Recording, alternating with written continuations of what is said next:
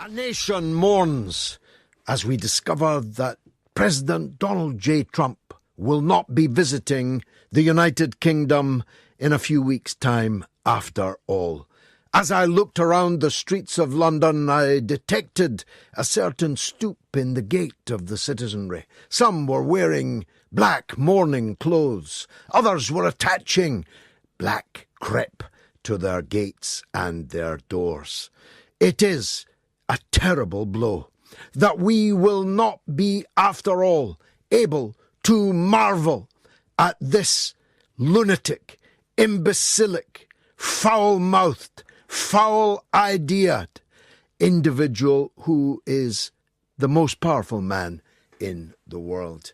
It is almost unbearable for me, as one of the organisers of the previous biggest demonstration Britain has ever seen on February 15th, 2003, when we led 2 million people in London against the imminent invasion and occupation of Iraq, that we will not now have the chance to organise an even bigger demonstration.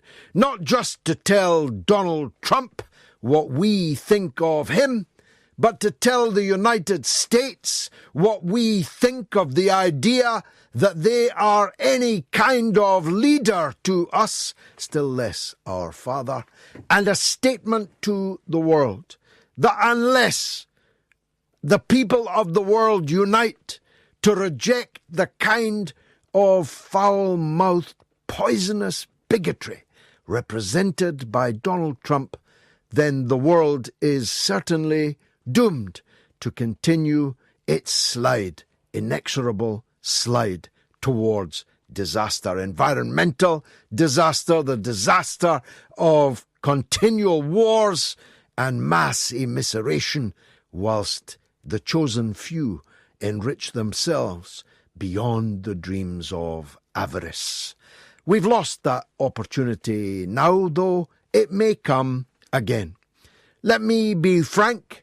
I was not one of those who demanded that President Trump be banned from Britain. I don't think it's a good idea for Britain to ban the leaders of countries with whom we must necessarily do business. I think there are state-to-state relations and governments have responsibility for those, but there's also in a democracy the right of the citizenry to take in their millions to the streets of London, which is what I believe would have happened. He added insult to injury, and not just to us, by the breathtaking mendacity of the reason that he gave for not coming after all. He was cancelling the visit, he said, in protest at the real estate deal done by Barack Obama in moving the United States Embassy from Grosvenor Square and selling that for peanuts to south of the river in London, which he implied was really not much of a neighbourhood for an American embassy. Well, there are several things wrong with that. First of all, the decision to move the embassy and sell the property and build the new one, and even the design of the new embassy, were not the responsibility of Barack Obama, responsible for much worse sins and crimes than that, but not that one. The decision to move the embassy and build in what Donald Trump clearly believes is some kind of down-at-heel South London was made by George W. Bush, the previous Republican president, and in his first term as president, and therefore could hardly be further away from Barack Obama's responsibility. But the second reason why this was breathtakingly mendacious was that everyone knows that the reason that Trump did not come was because he would have been embarrassed by the welcome or lack of it that he would have received.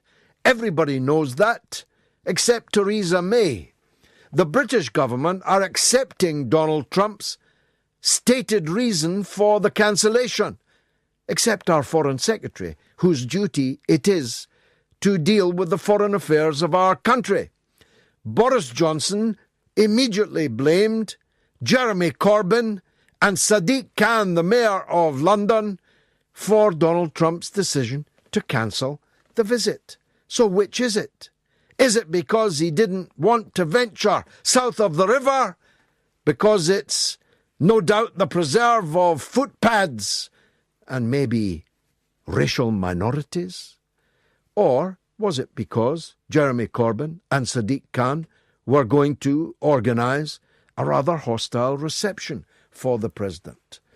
Well, Boris Johnson's remarks were promptly disowned by Theresa May, proving once again, if it were necessary, that this is a Prime Minister not in control of her government and not able to sack even the mightiest of her colleagues, not able to move even the lowliest of her colleagues, as we found out in the five-knuckle reshuffle earlier this week. The truth is that Boris Johnson is the hypocrite, not Sadiq Khan. Boris Johnson wrote in the Daily Telegraph not 2 years ago that he would forswear to visit New York because of the danger of bumping into, you guessed it, Donald J. Trump. This was after Trump described parts of London as no-go areas. Maybe he had South London in mind. So, Boris Johnson declined to visit New York in case he bumped into Donald Trump. But Jeremy Corbyn is to blame for Donald Trump cancelling a visit to London. All of that and the impact of a much more important thing. Donald Trump described the entire continent of Africa in a meeting yesterday with senior senators of both parties. He deemed the entire continent of Africa, I can't say the word before the watershed, but he called Africa a toilet, although he used a much more disgusting turn of phrase to describe it. He described Haiti as a toilet, though in a much more disgusting way. He swore repeatedly about both countries and others, countries like El Salvador, which the United States ravaged, and the savages that they employed murdered an archbishop on the steps of the cathedral in the capital, San Salvador, instead of a United States on its knees begging forgiveness for all the countries in Africa, in Haiti, in Central America, that they destroyed and beggared and shed oceans of blood. The President of the United States insults them, swears about them, and describes them as the effluent that flows through toilets. This has caused a storm around the world, not least in the countries concerned. One of them, Haiti, has just released the news that the money stolen by the US puppet dictator Papa Doc Duvalier, billions of dollars looted from Haiti, was recycled through a building in New York, now known as Trump Tower. The African countries have decided to use this studied insult to them to question just why the United States is building military bases all over their continent and sowing internal dissent in so many African countries. Now let me say this in parenthesis. Donald Trump only used words, foul words, about these places. Previous American presidents have used things much more deadly than words. So I don't want to hear any hypocrisy from Democrats that wanted Hillary Clinton there because she would have at least been lipstick on the pig of American hegemony in the world. I don't want to hear any hypocrisy from the supporters of President Bill Clinton, of Secretary of State Hillary Clinton, of President Barack Obama, who in Africa and elsewhere have brought nothing but blood and misery to these areas. We'll be talking about the extraordinary démarche on the Matthew Wright Show of the Brexit campaign leader, Nigel Farage MEP, although I see his wages have just been docked to pay for an overspend on his expenses. Nigel thinks there should be a second Brexit referendum. Stand by for a shock. So do I. And where now stand all those establishment creeps that were, just days ago, defending the loathsome reptilian Toby Young, self-styled journalistic provocateur, for his tweets filled with racial, sexual and other filth?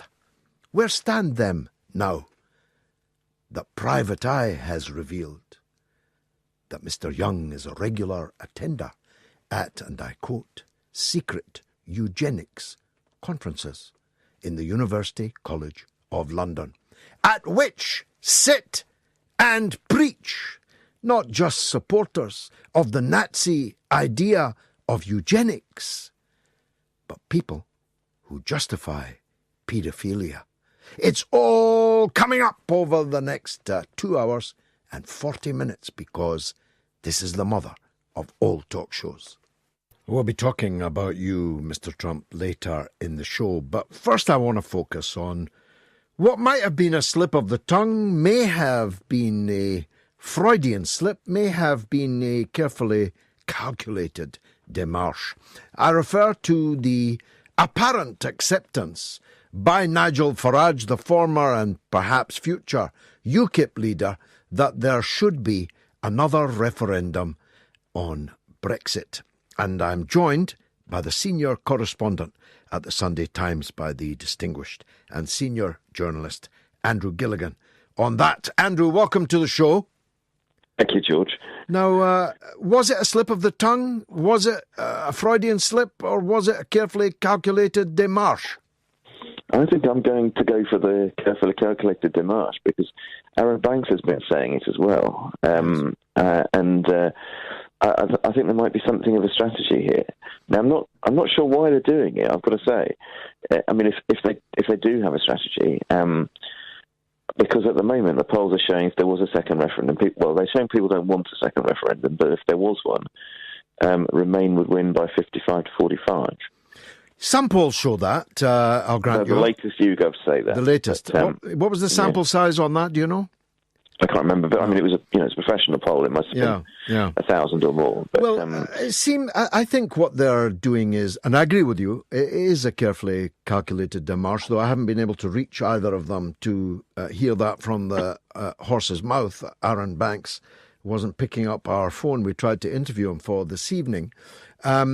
It seems to me that they're trying to create a new dichotomy between what they will describe, and I will describe candidly, if the current trajectory continues, as Brexit in name only, with the need for a real Brexit.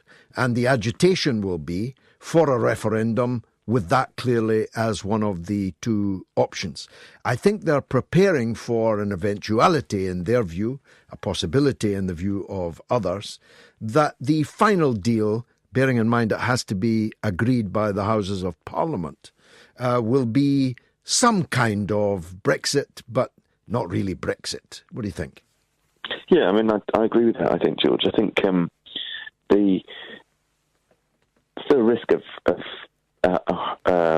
cliff edge Brexit, I really think there is, but that risk has lessened, and I think there is a palpable sense of realities being realised in government and even among the Brexiteers. I mean, the interesting thing really is not what Farage and Banks say, for the moment at least. It's what the Brexiteers in the Tory party say.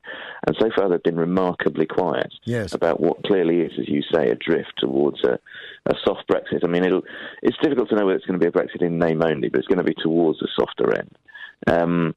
And I don't know why they've been so quiet. Are they saving? Are they reconciled to that? Are they realising how difficult it would be, or are they saving it up? Are they keeping their powder dry to have a big row about that? So that's where the action probably is for the moment. Whether hard Brexiteers in the Tory party decide to go public, break ranks, maybe split the party even, but that's where the action is. Yeah, but some may have gone native, of course, Andrew. Perhaps I think, up close with the enemy, they didn't look quite so ugly as they did from a distance. Perhaps some have gone native in the sense that they've joined the government. Steve Baker is a minister, and maybe he's, it does sometimes happen in when you're in government, you change your mind. But look, I'm not saying he has, but I'm surprised, really surprised, how quiet the Tory Brexiteers have been. You see, nothing but a very soft Brexit would now pass through the House. Now that the government has been defeated on the amendment that requires a meaningful vote on the final terms, has been secured by the anti-hard Brexit forces, then anything that Theresa May comes back with that is a hard Brexit, is a proper Brexit, I'd rather say, could not pass, and then that would leave us in a limbo. On one reading, we'd plunge off the edge of a cliff with no deal. On another reading, we'd stop Article 50, which we now know exists as a power for the government, and then go perhaps years in a kind of limbo. Yeah, I mean, I think I agree with you. I think that the vote last month did make a soft Brexit more likely, but it still could be that we go off a cliff, because essentially what will happen, the government will come back from Brussels with whatever deal it got, and if that wasn't good enough for the soft Brexiteers in the Tory ranks, they could, of course, vote to bring down the government and to reject. Well, they could vote to reject the deal, but like you say, that creates a risk that we just leave with no deal, which would be the worst of all outcomes from their point of view. And there might even be the risk that it brings down the government. Now that they will say that we would always, if there was a confidence vote in the government, we would always vote with the government. But there is a real risk, I think, that if its core policy it spent the last 2 years negotiating is voted down by Parliament, then the government will fall. And that's something that every Tory is utterly united in being horrified by, the prospect of another election where Jeremy Corbyn might well win. So it's still quite complicated, but I agree with you, the drift is clearly towards a softer Brexit, and the other great obstacle we've not talked about yet is Ireland. They've signed a promise, more or less, saying that they will have a soft Brexit in the event of they will have a Brexit that doesn't require a hard border in Ireland, and you can't. That has to be a soft Brexit. Basically, there has to be some kind of customs union or single market type agreement. Yeah, so, even if they call it something else, it must mean that. You're right. That's the extraordinary thing, really. I mean, that was early December, 6 weeks ago, and it did seem to me to be a real watershed in the debate, that agreement, and yet the Tory Brexiteers were absolutely silent about it. And I think I suppose their hope is that it's all overridden with the words "nothing is agreed until everything is agreed." So their hope is that probably that it could be discarded, the agreement that we've made over Ireland, if no agreement can be made on the overall deal. But it's another piece of evidence that we're moving towards a soft Brexit. Now, what about UKIP, Andrew? The current leader, I think he's the fourth since Nigel Farage left. I may have counted that wrong, but it's certainly the umpteenth. He's run into tabloid trouble, left his wife, took up with a 25-year-old model, is under pressure. Do you think all this presages a return to the front line for Farage? It's possible. He's still by far the most prominent figure in the party, even though he has no post in it. But I don't know how many times you can play that trick. I mean, Farage has many times played it, but look, I don't know. But I think UKIP as a political force is probably at an end unless there is some kind of really spectacular, quote-unquote, betrayal.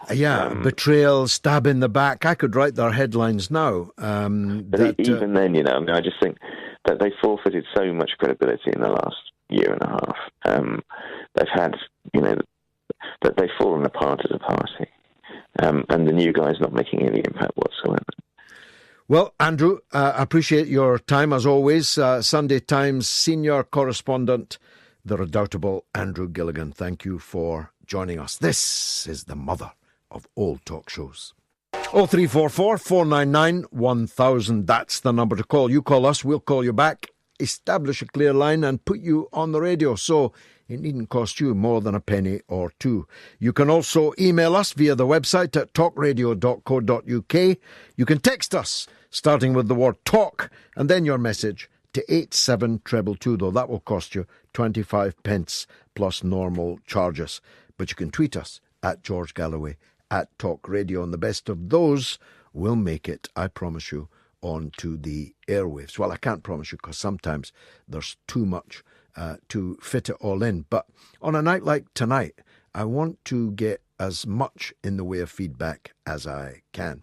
Now, you will have inferred from the drift of my questions with Andrew Gilligan that I feel that we are now headed very clearly into a betrayal of the British people's decision over Brexit. 17.4 million people voted for the exit of this country from the European Union.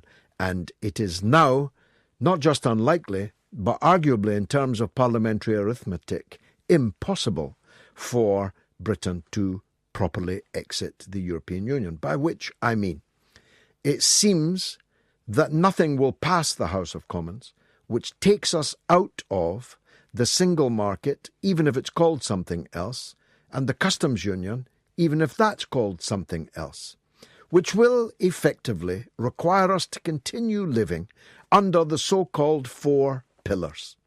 The four pillars that we have voted, 17.4 million of us, to get out from under.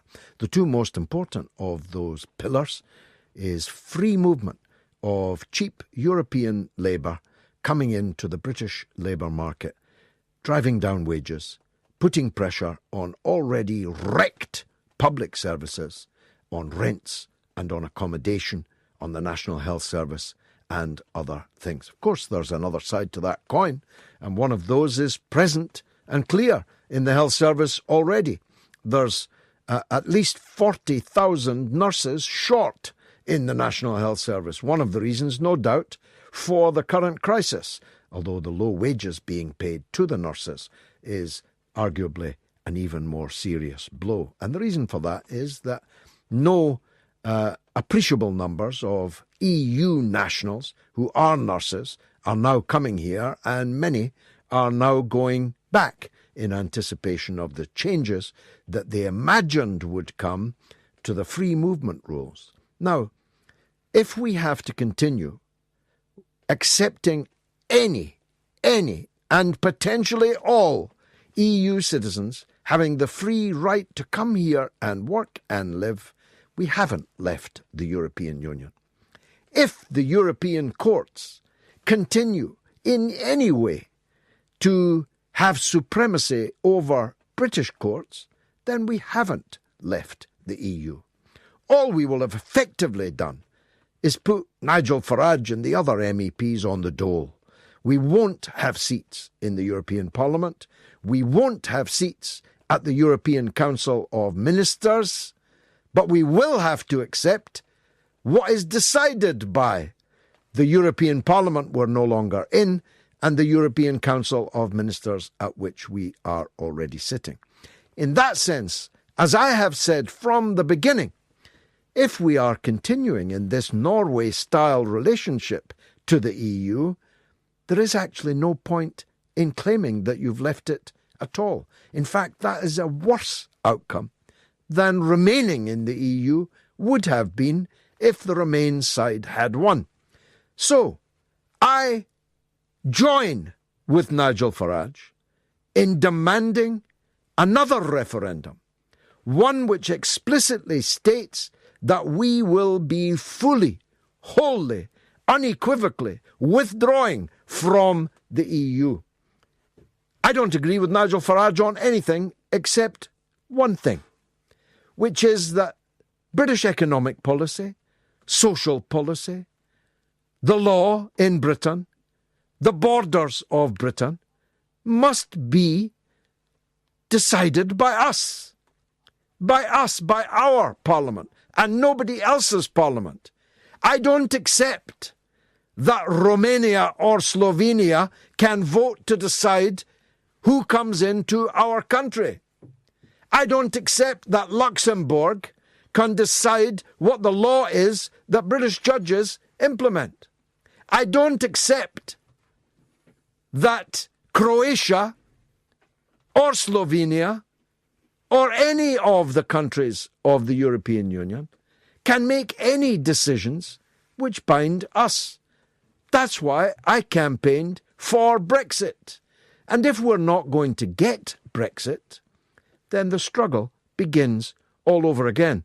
There's nothing new in what I'm saying. I've been writing about it in Westminster regularly for an entire year or more.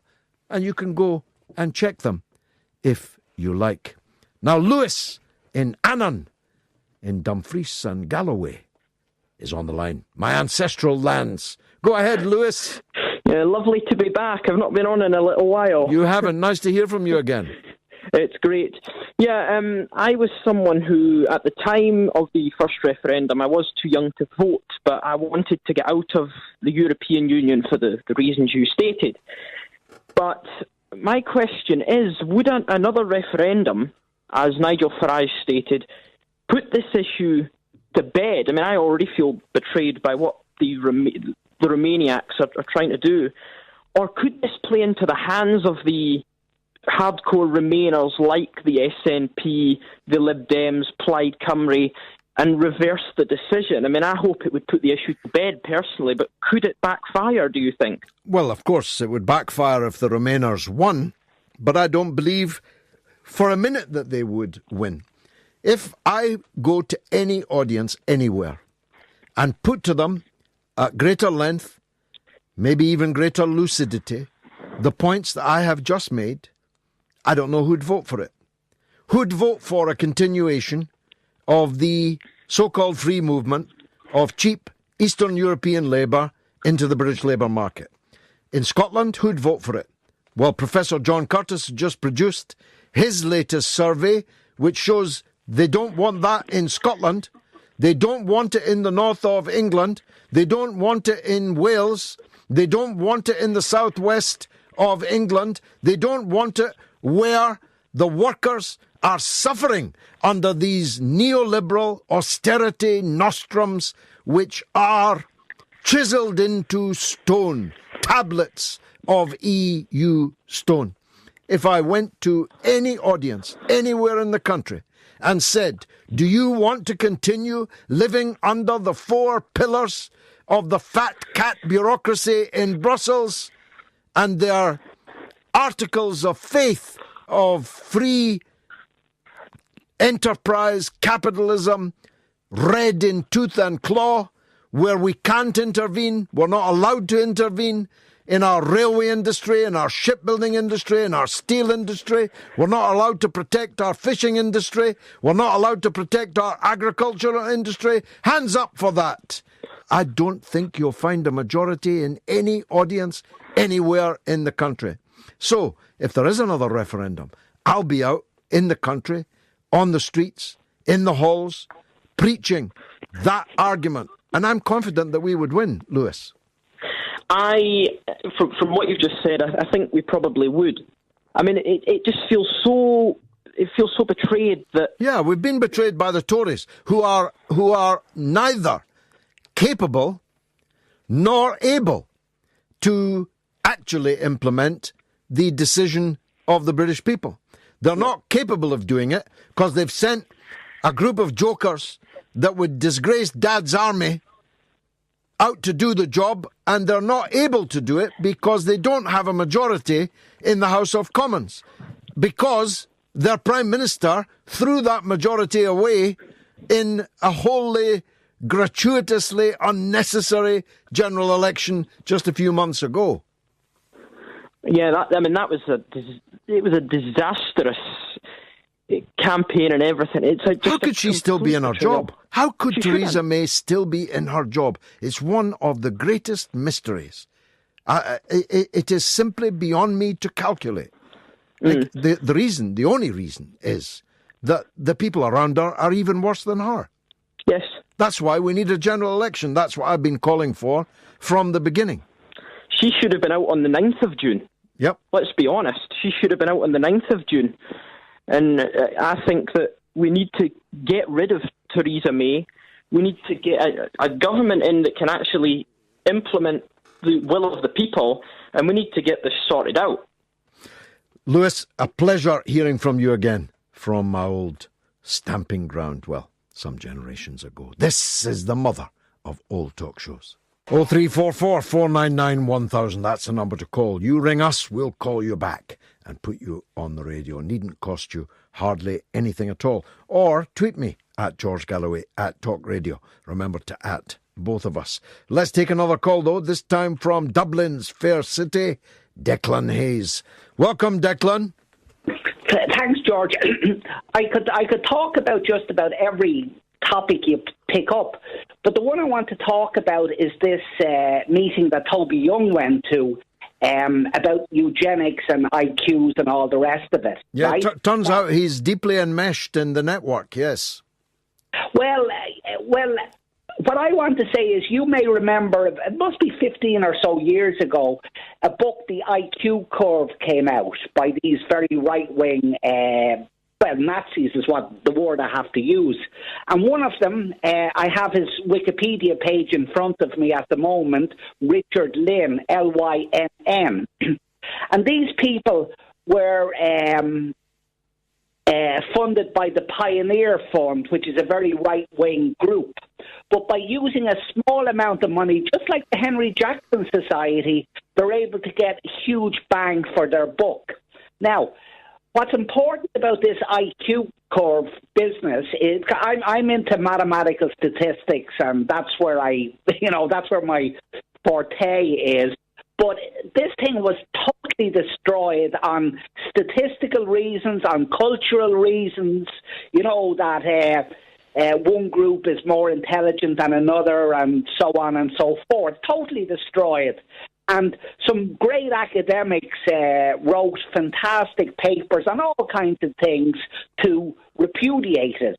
So 15 or so years ago, this was the most repudiated theory there must have been in the world, right? Yes. Because every good academic went in with the studs up. However, as that idiot Toby Young shows, these people haven't gone away. Now, we can laugh at the Toby Youngs and that other idiot, Boris Johnson. And what I want to say about Boris Johnson is he flip-flops on everything. He flip-flopped on war and so on, right? Yes. Just to lick the back over there in Washington. But these people are backed up by academics who push out this absolute nonsense that if your children or grandchildren came out with it, you'd be wondering, are they a little bit slow in the head? But these Egypts and Toby Young was whenever he did an exam, he didn't do too well in his exams, but he laps up this nonsense as a excuse to justify his wealth and other people living in sewers. Exactly. This is a class and racial offence. These people believe, and we already knew this about Toby Young before the Private Eye revelations, because he openly stated that the new technologies should allow low-income families to measure the IQ of their unborn children before deciding whether to continue with the pregnancy or not.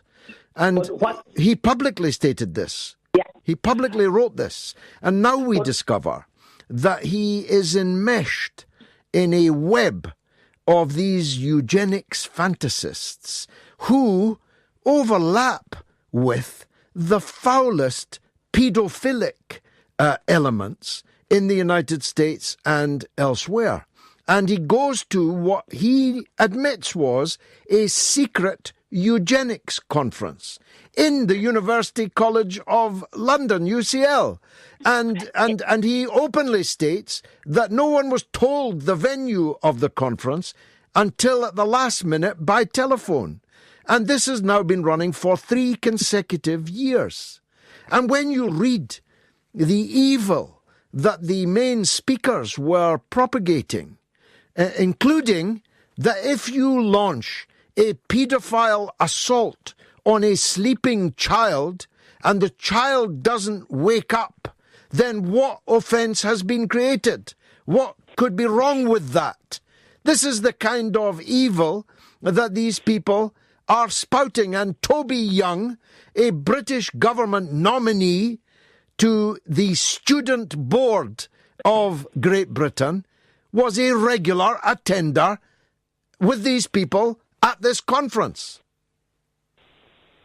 Yeah, because when you strip it away, George, what they're actually saying is the following, that, the rich, the Tony Bunns and the Boris Johnsons, now I'm only using him as a name, I'm not attributing anything to him, that they have the right to enjoy this Garden of Eden that we live in, and nobody else has any rights. My plumber was over with me a couple of days ago, and he's a very nice fella, and he had to, he fixed the local school's plumbing. They were swimming in sewage. 180 euros it cost, right?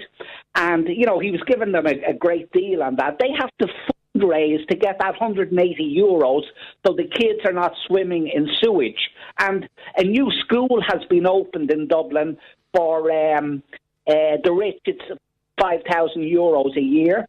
I was talking to a friend of mine who's I a teacher today who can afford that. And he said the school he was at, Bono's children went to it. Now, again, I'm not picking on Bono, though I'd love to pick on Bono. Unfortunately, there's not enough time, or we both could go to town on Bono. Exactly. I have to leave it there, Declan, because I need to take a break for some capitalist messages. 0344 499 1000. That's the number if you want to get talking. Tony X, the protest board, says, here we go, here we go, here we go. The only media event worth giving your time and energy to. The mother of all talk shows on talk radio. Thank you, Tony. And Cassif says, George, Nigel is a very clever man. That's Nigel Farage. He's playing a game of chicken with the people out to destroy Brexit, such as the Blairites and the people who want us to remain in the single market. The establishment knows that the people will vote to leave again. Andrew says it's possible Donald Trump is physically not well, but to admit this would be seen as a weakness, so he's created this foul-mouthed diversion. And Bass Players Union says, at last, Friday night with Talk Radio and George Galloway, after a week of other bias and the rest of the neoliberal supporting MSM. I can now listen, he says, to a statesman speak to the world. Thank you very much indeed for that. And here's an SMS from John Sweeney. Trump is an issue pyromaniac, not concerned about the damage he causes. He is first and foremost a narcissist, without any conscience or regard for the suffering of others. Not a day of his presidency goes by when he isn't causing unrest, racial hatred, misery and instability in some part of the world. Trump, given the opportunity, would not hesitate to sacrifice thousands, perhaps millions of lives in the service of his own sordid business and political interests. That's from John Sweeney, very powerful. And Mark in Tunbridge Wells says the Met Police must be breathing a sigh of relief that Trump has cancelled his visit to London. There will be no petrol bombs, rocks, and other missiles being thrown at the police by these far-left, violent, knuckle-dragging thugs now. That we have to be grateful for, George Galloway. That's from Mark in Ward 5 at Broadmoor. He gets out on Fridays to listen to the show, and someone very foolishly gives him a telephone with which he can send these kind of idiotic remarks. We organised the biggest demonstration in British political history, and the second biggest, and the third biggest, when George Bush came to town. There was not so much as a paper cup dropped, not so much as a single arrest. Entirely peaceful, democratic, people, power. And that's what would have happened if Donald Trump came. No petrol bombs, no rocks, no attacking the police. It's just not the British way. It's the Donald Trump hour. 1 week, I hope, we don't have to discuss tiny hands, but he's determined that he will dominate the public agenda. And my goodness, what ugliness was revealed today in Washington coverage of when the mask slipped and the Ku Klux Klan hat fell off Mr. Trump. Come have a go if you think you're hard enough. Get it? The mother of all talk shows with George Galloway on Talk Radio. We'll get you talking. Donald Trump comes from a Ku Klux Klan background. His father was a member of the Ku Klux Klan. Woody Guthrie wrote a song about it. They were in trouble for not letting their apartments when they were New York landlords to black families. Everyone knows his response to the alleged murder of somebody in South Carolina just a few months ago, when he said that some of the Nazis that were parading with swastikas and Confederate flags, the American equivalent of the swastika, were some very fine people. There were some very fine people amongst the Nazis, he said. And if you were in any doubt as to where Donald Trump dresses, whether the left or the right, on these matters, you discovered it in the news today. Now, for any American president to describe Haiti as a foul word for a toilet is particularly poignant. Haiti was the place of the first great black slave revolt, bigger than Spartacus's revolt, and more successful too. The first revolt against colonial slavery took place in Haiti. Haiti had a president who was removed by the United States of America, Father Aristide. The United States completely dominates the people of Haiti and its territory and treasure within. For many decades, United States presidents of both parties supported the brutal, Maconist dictatorship of Papa Doc Duvalier and his ill-fated son, Baby Doc Duvalier. They were allowed to stay in power and loot as much as they could from the people of Haiti, as long as they toed the line of American foreign policy. When the Duvaliers were finally overthrown and a democratic president of Haiti elected, he was overthrown in a military coup coordinated carefully from Washington. When Haiti was hit by natural disaster, a great deal of further looting went on, this time of the massive international aid that went in to mopping up that natural disaster. And some of the names of the moppers up, some of the names of the looters would definitely surprise you. The people of Haiti include some very considerable number of the residents of New York City. And they will be marching in New York in the next few days, and if they've any sense, they'll bring with them a very large truckload of manure. And they'll use that manure as deftly as they can to make the point that the toilet is the White House. The toilet is United States policy towards Haiti. Africa has been looted for centuries by British, French, Belgian, Dutch, Portuguese imperialism. And when those countries began to struggle to be free, their leaders were systematically overthrown or even murdered. In the case of Ghana, the first independent African state, its great visionary leader Kwame Nkrumah was overthrown by the intrigue of British and American imperialism. The greatest of all African leaders, Patrice Lumumba, was literally murdered in the back of a truck in a coup mounted by British, Belgian, and American colonial power. This much is no longer a secret. Indeed, one of the women involved in the operation, now in the House of Lords, wrote about it in the London Review of Books just a year or two ago. For the countries of Africa to be described by their exploiters as a source of excrement is just about the most fiendish, foul, wicked, evil insult that could be levelled against them. And I hope that they draw the appropriate conclusion. You see, one of the reasons why I'm glad that Donald Trump is the President of the United States, as opposed to his opponent, Hillary Clinton, is that now we can all see how ugly is the American empire. Mrs. Clinton would have been lipstick on that pig.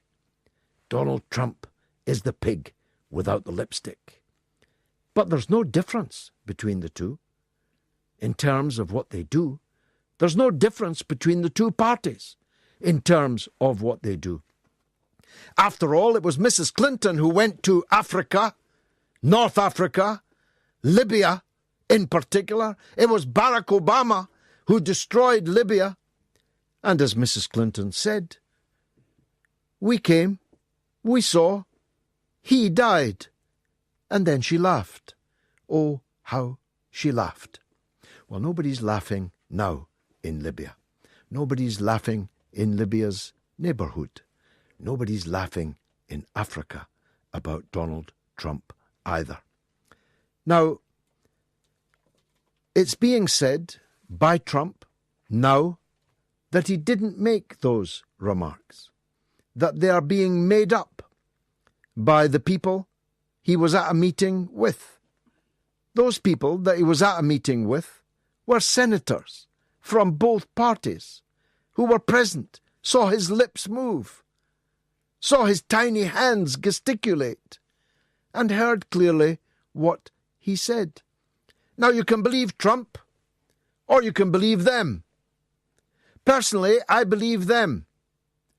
Not least because this is the president who just told us that he's cancelled his visit to London because he doesn't want to venture south of the river to Battersea, because it's a sink, or perhaps an S house, like Haiti, like El Salvador, like Africa. Now, I know that that's a lie. You know that that's a lie. Boris Johnson just told you it was a lie. Boris Johnson said it was Jeremy Corbyn's fault. Well, if Jeremy Corbyn really was responsible for Donald Trump not bringing his foul baggage to our shores, well, to be frank, I think that probably puts Jeremy Corbyn up in most people's estimation. Let's take calls, shall we? 0344 499 1000. Paul is in Manchester, and he's on the air. Go ahead, Paul. Good evening, George. Good evening, sir. I can guarantee next week Theresa May or any other one of her cohorts will not condemn what Donald Trump is about, what he said, they just won't condemn the guy. And why do you think that is, mate? Well, partly that a lot of right-wing people in Britain agree with Donald Trump. They'd prefer it all to be expressed in rather more elegant language. They'd prefer it was written in a 3,000-word article in The Atlantic rather than a 140-character tweet, no doubt. They'd prefer if the person expressing these vile ideas was rather better tailored, looked rather less like a fairground thug or a character from The Sopranos. They would prefer that. But essentially, a lot of right-wing people in Britain agree with this kind of thinking. And secondly, and more honourably, there is a state-to-state problem in people cancelling or being forced to cancel state visits to the country, because Britain, especially when we leave the EU, will have to strive a lot harder than we have been doing to maintain decent relations with all of our trading partners. And the United States is a big investor in Britain, not as big as it once was. Britain is a massive investor in the United States. The United States is a member of the Permanent Five of the Security Council and, by anybody's standards, a major international player. As is China, which is why it was right to have a state visit by the Chinese president. As are many other countries whose leaders we don't like, whose systems we may not like, but with whom we have to have proper state-to-state relations. And if 1 million or 2 million or 5 million people turn up to protest about that leader, well, that's just what happens in a democratic country, Paul. Yeah, I noticed a few weeks ago, I don't know the exact date, you'll have noticed yourself, when Theresa May visited Trump, as they were coming away from wherever they were coming away from, I don't know if it was the White House or what it was. It was, in the Rose Garden, yes. Yeah, well, they were holding hands, and as they came into camera shot, Theresa May snatched her hand away very quickly. Did you notice that? I did, and it turns out that Mr. Trump, amongst his many other deficiencies, he's certainly not a triumph of eugenics. He's white with blonde hair, and he's thick as 10 short planks, and exceedingly rich to boot. He's terrified of stairs. And the stairs in the Rose Garden are such a gentle incline that none of us knew the stairs even existed. But he had to take Theresa May's hand in his tiny hand because he's afraid to go down the stairs unaided. I'm not making this up, Paul. But she very quickly snatched her hand away as they were coming into... Well, so would you if you knew his reputation. He might have grabbed her. He might have grabbed her somewhere else. Yeah. I just thought I'd mention that before I bid you good evening. But they won't condemn the guy. They won't condemn him. No. But I think the British people have made their mind up about this man. Paul in Manchester, thank you very much for that call. Fra says, this should be interesting. Surely a second referendum on Brexit may result in a reversal of the first vote. What do the polls say? Well, Andrew Gilligan told us that the latest YouGov poll has Remain on 55, presumably Leave on 45. I didn't see that poll. I have seen other polls which give a very different result, and I have no doubt that any new referendum would be ferociously fought. But I'm also in no doubt that we would leave. John says...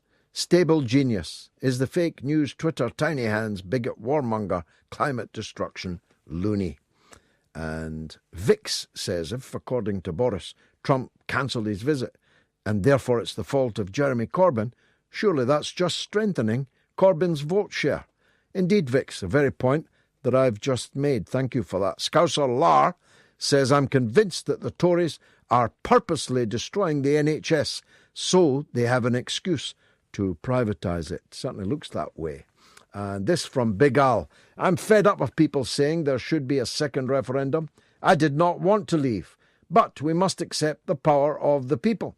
We don't have another vote if we don't like the government we've voted in. Just accept the result and learn from it. We are not stupid. It's called freedom to vote. Thanks, Al. And Lizzie says, UKIP still have lots of supporters, and may they long vote UKIP and contribute to get the Tories out. Lizzie goes on, the betrayal of the British people. Again, Farage, who would have thunk it? And Mr. R says, we cannot take back our national assets whilst we're a part of the EU. That decides it for me. You and me both, Mr. R. Let's take a break. 0344 499 1000. That's the number to call. Now, I'm glad to say we're joined by Bor Deng, Washington correspondent of The Times, who's agreed very kindly on a Friday evening to give us her take on Donald Trump's decision to deprive us of the pleasure of his company and his statements about Africa, Haiti, and other places. Bor, thanks very much for coming on the show. Hi there, thanks so much for having me. Let's start with the cancellation of the visit. It's self-evident to everyone, including Boris Johnson, who's broken with the government's line on it today, that the stated reason for President Trump's cancellation of his visit here is false, that he's not coming because of a real estate decision not taken by Barack Obama, as he alleged, but by George W. Bush. But he's not coming because he doesn't fancy the welcome or lack of it that he would get. That certainly seems to be what sort of everyone's talking about, and it's certainly not surprising, given sort of Mr. Trump's, what we know about Mr. Trump's personality, and the fact that he tends to take slights quite personally, and what we've heard sort of both in London and in Washington are sort of whispers that this isn't a policy decision. It was a decision taken because of a personal sort of grievance. And in fact, Trump's own ambassador in London, Woody Johnson, said, well, we had to move the embassy because there were security problems before. And as you rightly pointed out, the decision was taken even before Barack Obama took office. So it's somehow sort of not surprising, alas, that it might be, the case that he's decided to cancel this working visit because of a personal flight. It is self-evidently untruthful. You could describe it as fake news. It is fake news that Obama took the real estate decision, and it's fake news that he's not coming because of that. Yeah, I think one of the things that's so fascinating about Trump is that he keeps lying on things that are very easy to disprove. And that's also sort of something that you can see in another subject that we're talking about later, which is whether or not he used some vulgar language to describe certain countries, certain parts of the world. And he sort of issued a tweet this morning saying something very convoluted about I used tough language, but that was not the language that was used, when everybody around him has said, well, actually, we were in the room. We know that you did say these things. But I think it's because he's been able to get away with it time and time again, because just, we all forget about it the next time he says something, he tweets something that's sort of eyebrow-raising or controversial. And yeah, you're right. It seems quite self-evident that these things aren't true, but because he's done it in the past and been able to get away with it sort of with impunity, I think it won't be the last time, we hear something from him that everyone sort of thinks, well, actually, that doesn't really add up. When was this decision made, do you think, Bor? Because the British government were still briefing off the record a matter of days ago that he was coming on a working visit. They were accentuating the working visit because that would explain why the Queen wasn't going to see him. He wouldn't be staying at Buckingham Palace and so on. And that he was coming merely to open the embassy and meet the Prime Minister in Downing Street and so on. So have you any idea how late this decision was actually made? To be honest, I don't. Your guess is as good as mine. And you're right that even up to yesterday, the White House and Downing Street were both sort of saying, oh, all we can say is that we've extended an invitation and it's been accepted, and that's all we're going to say about it. So I think even up to the very last minute when Trump decided that he wasn't going to come, even people within his own White House probably were not aware of what his thought process was like. But that's the thing with Mr. Trump, I think. He'll often have these sort of sudden decisions that catches everyone off guard, including people in his own inner circle, and it makes it really tough to be the press shop at the White House, really, when he is his own sort of press secretary, and not everyone can be taken on board with his decisions because they simply don't know what's coming next. Well, it makes it interesting, of course, Bor, and you must be grateful as a journalist every day that you're there at this time, because you're never going to be short of things to write about. Let's turn to the second of those things then. I think we can take it as a given that he did describe both Haiti and Africa, which he probably thinks is a country, but is a continent containing many, many countries, many of them of great importance strategically to the United States, in the insulting, foul way that he is alleged to have done. What possessed him to use such language, and will it cost him anything amongst the oh-so-pious evangelical Christian base who really generally disapprove of such language? I think he has this reputation of being someone who's very plain-spoken and sort of tells it like it is. It was certainly something he really emphasized on the campaign trail, and something that many people like about him.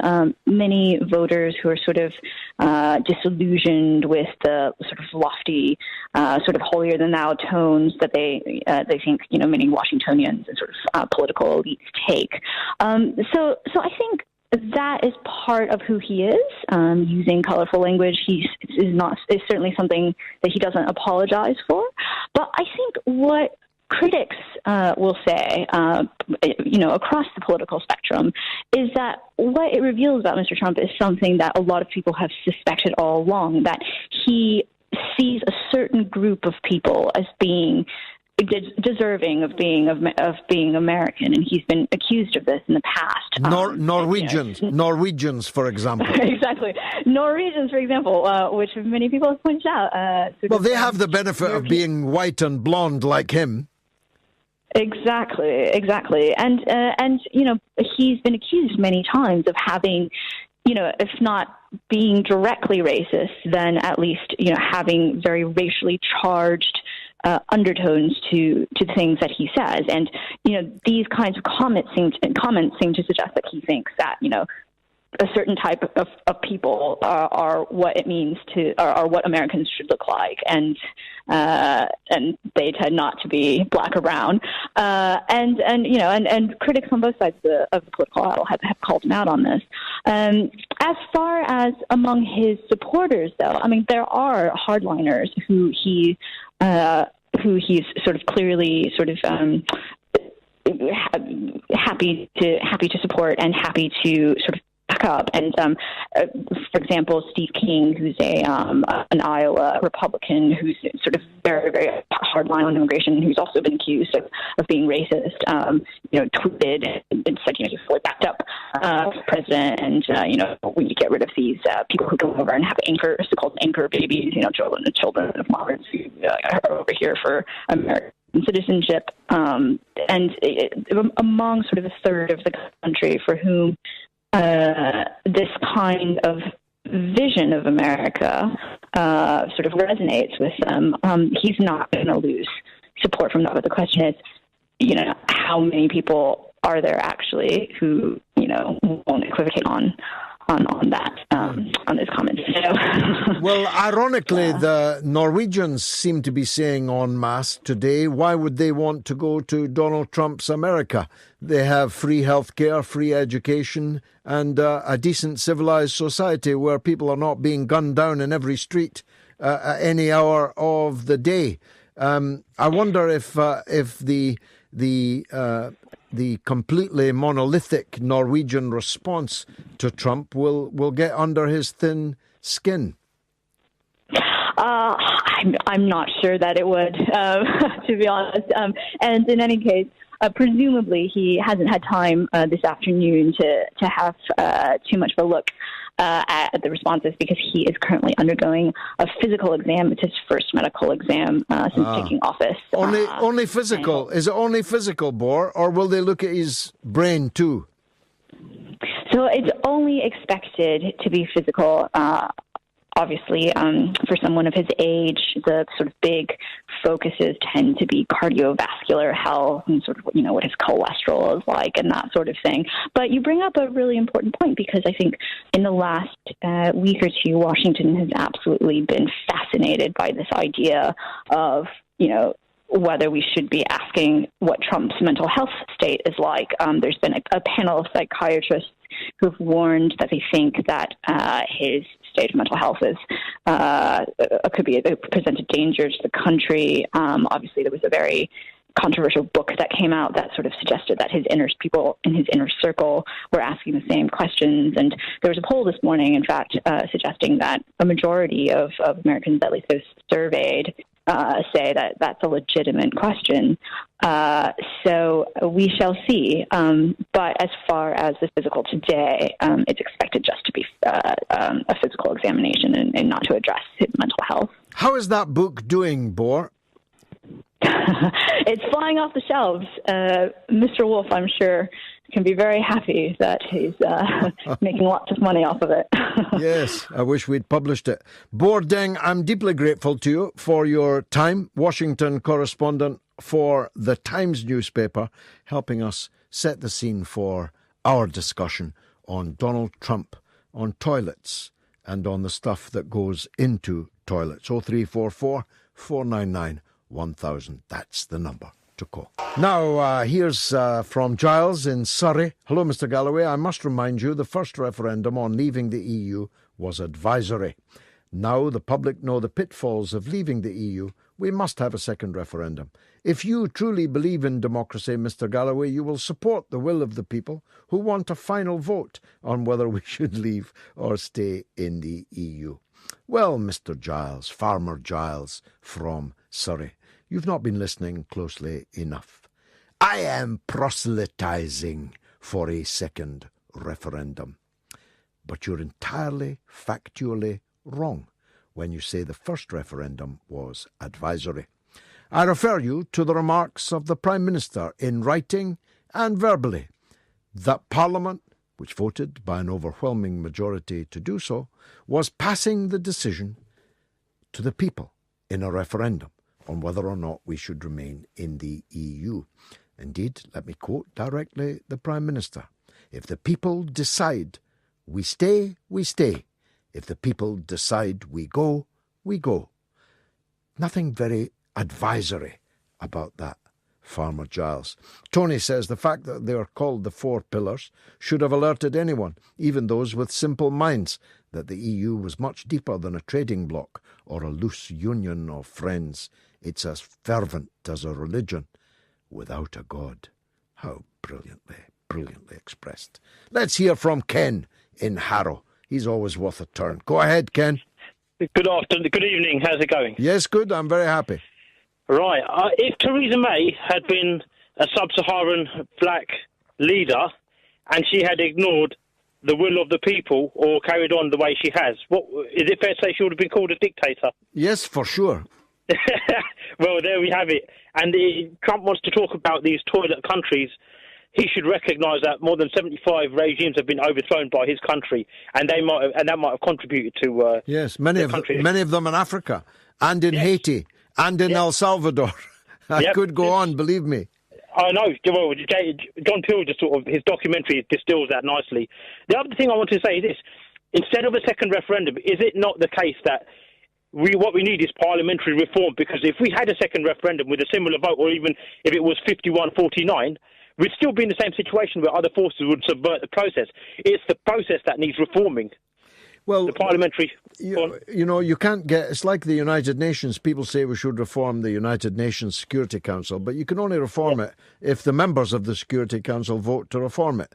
In other words, turkeys vote for Christmas, and they're not going to do that. No. Parliamentary reform can't happen unless Parliament votes for it to happen, and that's as likely as turkeys voting for Christmas. Yeah, that's right, and sure... And my point here, all this, I've heard Farage talk about getting change and having open primaries, and I think I might have spoken to you about it. This is what needs to happen, because the views of... I can't believe that the views have been subverted in the way they are. It's shocking. The Iraq war was an absolute farce. Most people were against it. We should have been able to deselect our MPs using legal channels so that we could have got an MP in that would have voted. Well, indeed, that's what happens in the United States. You have an open primary for every seat in every election. It is the norm that the incumbent is challenged for the party's nomination every time an election comes up. Yes, I absolutely agree with that. And yet it's described here by journalists as being akin to a Bolshevik revolution. It's unbelievable. It absolutely is. I totally agree with you on that. And I supported Zach Goldsmith's bill in the House of Commons. Indeed, I was one of the sponsors of it, to allow members of Parliament to be recalled by their constituents if their constituent failed to do what they had sent them to Parliament to do. He was a good Tory, Zach Goldsmith. Yeah, he rather blotted his copybook over the mayoral election, but he's certainly thoughtful and democratic Conservative, and there are not that many of those. Well, there may well be a new party forming, the Democratic Conservatives, who want to see Brexit go ahead, etc. Andrew Gilligan alluded to that, and I think he might not be far wrong, that the pro-Brexit wing of the Tory party, the UKIP, and perhaps others will coalesce across a kind of national line in defence of the Brexit decision. Ken, a pleasure talking to you, my friend. Must go because it's very busy tonight. Unsociable Socialist says if there is another referendum, it gives the Blairites more ammunition to have a go at Jeremy Corbyn. I worry about. And Alex from Belfast says, George, all decent people are grateful to you, Private Eye and the Zello Street blog for helping to expose the foul-mouthed eugenicist Toby Young. Young is an acolyte of one of the world's most infamous supremacists, Professor Richard Lynn of the Bell Curve, who disgustingly has declared that Irish people, women and non-whites are inherently intellectually inferior. You really couldn't make this up. OK, the number again is 0344 499 1000. You call us, we'll call you back and put you on the radio. Needn't cost you more than a penny or two, and you won't be monstered by me unless you're out from Ward 5 for the weekend. Paddy Fox says Rosaline Sands, R.I.P., passed away today. Please pay respects and inform the University of the Airwaves. A dignified lady and mother of one of the world's most famous 20th century revolutionaries. That's Rosaline Sands, the now late mother of the late Bobby Sands MP. Martin says, great show as usual, George. A Labour reshuffle is happening right now and it's very interesting. A long overdue strengthening of the left by the looks of things. Well done, Jeremy Corbyn. I know nothing of this. Can someone get me further particulars? And Nat Kimber says, great show as always on Talk Radio. I'm a bit concerned about if we did have another referendum. It's all well and good you saying what you would say, but what would the others say? And would we get a Remain majority next time? Because people are scared of what has happened. Well, of course, that's what we're going to get anyway, under the guise of Brexit. A Brexit in name only is much worse than keeping the flame alive. Well, I'm grateful to squawkbox.org for the Labour reshuffle, which is interesting to say the least.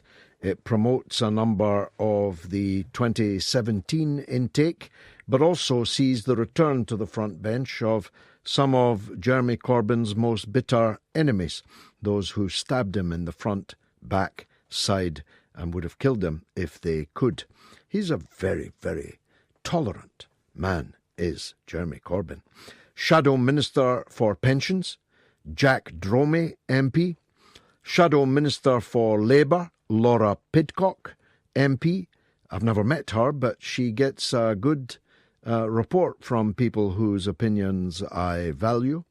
People like Richard Bergen. She's now the new Shadow Minister for Labour. Shadow Minister for Planning, Roberta Blackman-Woods. Shadow Minister for Social Care and Mental Health, Paula Sharif. She was one of those involved in the coup against Jeremy Corbyn and attacked Corbyn in the most vile way. Shadow Minister for Buses, Matt Rhoda. Shadow Minister for the Treasury, a return to the front bench by Clive Lewis. Shadow Minister for the Treasury, Lynn Brown, another of the coup resignees. Shadow Minister for Fire, Karen Lee. She's replacing Chris Williamson, whose dismissal or resignation from the Labour front bench has caused this reshuffle. Shadow Minister for International Trade, Judith Cummins, MP. Shadow Minister for the Cabinet Office, Chris Matheson, MP. Shadow Minister for the Cabinet Office, Laura Smith, MP. Shadow Minister for International Development, Dan Carden, MP, another apparently fine new MP. And Shadow Minister for International Development, Preet Gill, MP.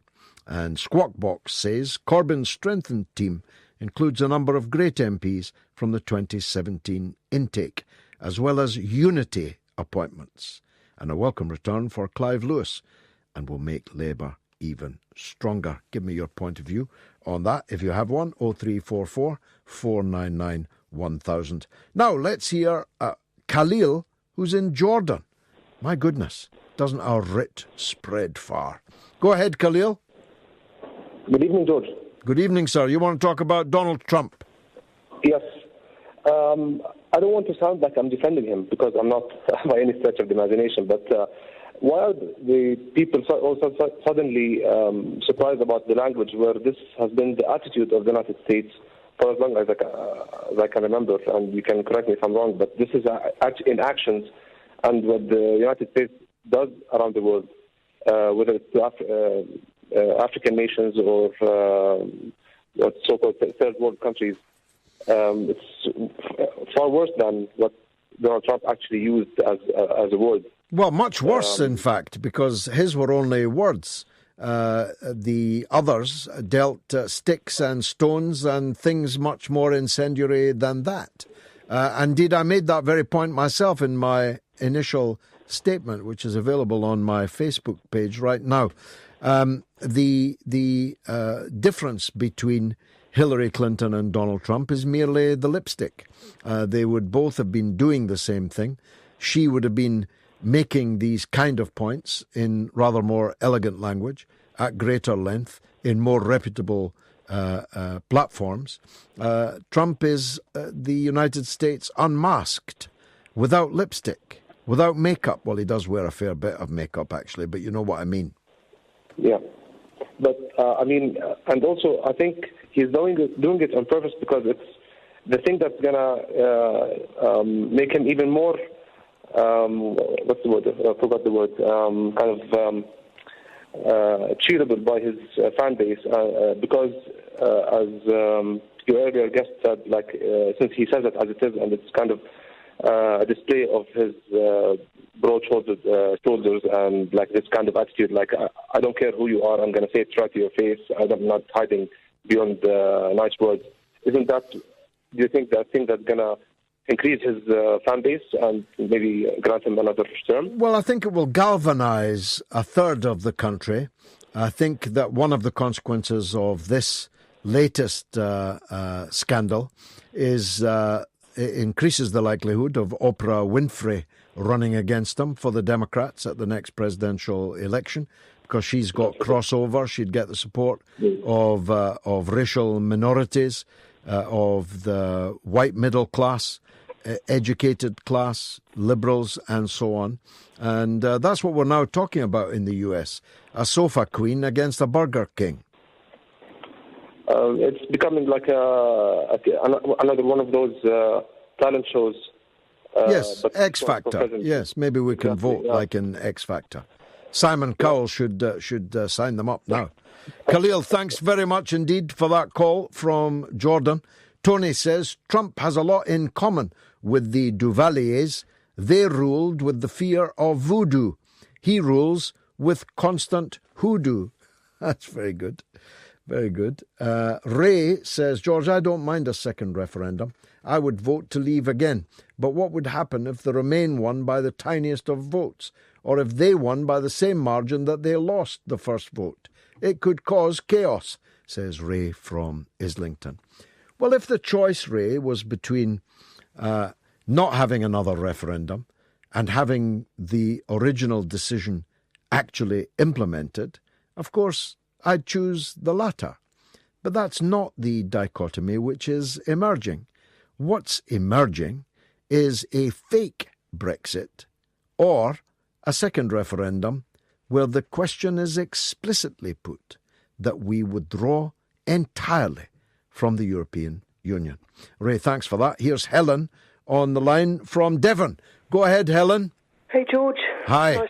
I've been listening for a long time, and I'm a fan. Anyway, I'll get over that. Thank you. I'd like your advice.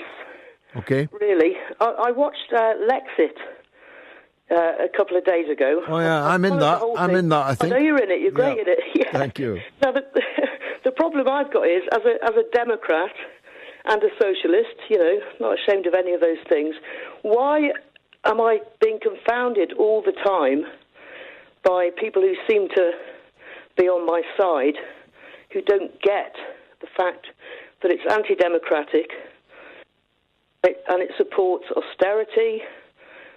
Why are people so loath to recognise the facts in this? Well, it wasn't always the case.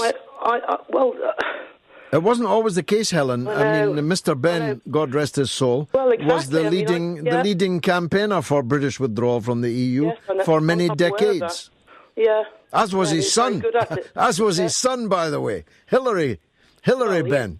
Yeah, we don't like him. We don't mention him. No. We draw a veil over that. No, I mean, obviously, the mainstream media, the establishment, I hate to use these terms, but it's the fact that the capitalist establishment is playing a very good game at making it look altruistic and kind, and it really isn't. So it's double. How do I persuade my... Well, if you've got left-wing... if you've got left-wing friends, just say Tony Benn, Michael Foot, Barbara Castle, Peter Shore, Bob Crow. If you like, you can throw my name in as well, Dennis Skinner's name in as well. I mean, the idea that is abroad is not just that the European Union, and this is only in Britain, by the way, there's nobody on the mainland of Europe who believes this about the EU. Quite the contrary. Go and ask the people of Greece about the EU. Well, Greece, Portugal... Ask Portugal. Ask half the young people in Spain that are unemployed. I know about the EU. It's this mythical thing about rights.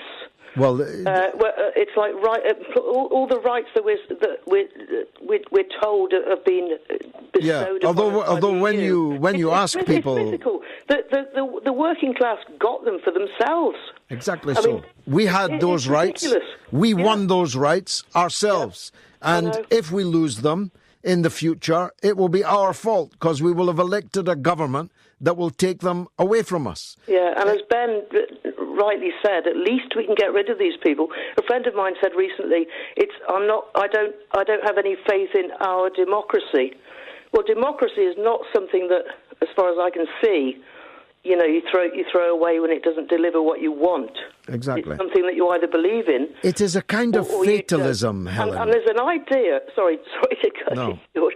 I'm really getting very frustrated. Yeah, I can tell. People don't seem to listen. I assume that democracy works best on a small scale. So if you have a broader circle, concentric circle of it, which is what we have, what we're told we have within the EU, if we broaden, the area of our Helen, friends. even that isn't true. There is there is no democracy in that wider concentric circle. You've got 28 countries. Guys, yeah, 28 guys who dictate. Exactly. It's perfectly absurd. Why don't we go broader? Why don't we have like a Western world? Why do we have a West versus East or South? I mean, there are great arguments for. I mean, the EU precludes is also screwing. Can I say screwing? Yes. Talk radio. The third world as well. Of course it is. It's a fortress. Apart from the fact that it's anti-democratic. It's Fortress Europe. And it's a citadel. Can I give you a new word? Yes. I hate good at words. But it is, isn't it? It's a citadel, yes, exactly. And that's what it was always intended to be. How do I convince my well-meaning friends on the left? Well, you have to persuade them that once upon a time, and not that long ago, it was an axiom of people on the left that the European Union was a club of which we want no part, and that we must leave it. And ask them to watch Peter Shore's 8-minute speech on YouTube on the eve of the 1975 referendum. You will never hear in 8 minutes a better set of reasons why we should be walking out. Peter Shore wasn't famously left-wing, but he was famously democratic. Yeah. And I think what you have to do... He was left-wing compared to what we've had recently, Helen. Absolutely, yeah, that's right. But, I mean, again, can I just ask you... I mean, I think there's also a case for... There's like a Venn diagram of baddies and goodies in this whole thing as well. I've come up against this. Yeah. So I think, well, I'll check out Ken Loach. What does he think? Oh, we better stay in. I check out Chomsky. What does he think? Oh, well, on balance, we'd better stay in. Many other people who have somehow, what's his name? The Greek guy. Varoufakis. Varoufakis has switched, hasn't he? Mm-hmm. Why have they abrogated the whole idea of democracy? Well, the only one you've surprised me with there is Ken Loach. I was unaware that he was in favour of the EU. I think he is, but it seems to me that people are saying, well, it's kind of a vanguard against the Tories. But the interesting part, the last interview in the Lexit movie, the guy from the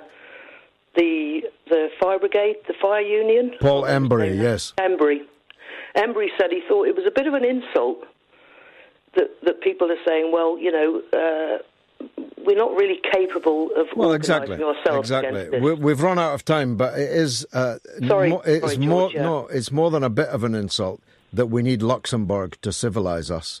Yes. That we need Croatia to guarantee our democratic freedoms. Yeah. This is the mother of all talk shows. Thank you, Helen, in Devon. 0344 499 1000. That's the number to call to join the great debate on this open university of the airwaves. We're talking Brexit. Nigel Farage's call for a second referendum, or at least his indication that he's becoming persuaded by the need for one. We're talking about Donald Trump. How could we not? And lastly, we're talking about the loathsome Toby Young. It's the mother of all talk shows. Here's Georgie, the mother of all talk shows with George Galloway. It's a beautiful thing on Talk Radio. Now, Jacqueline Hunter tweets, fairground thug or character from The Sopranos. Oh, George, I love that. I'm having trouble stopping laughing, except he's no laughing matter. Oh, how I've missed you. She says, thank you, Jacqueline, most kind. Filza says, you're so right.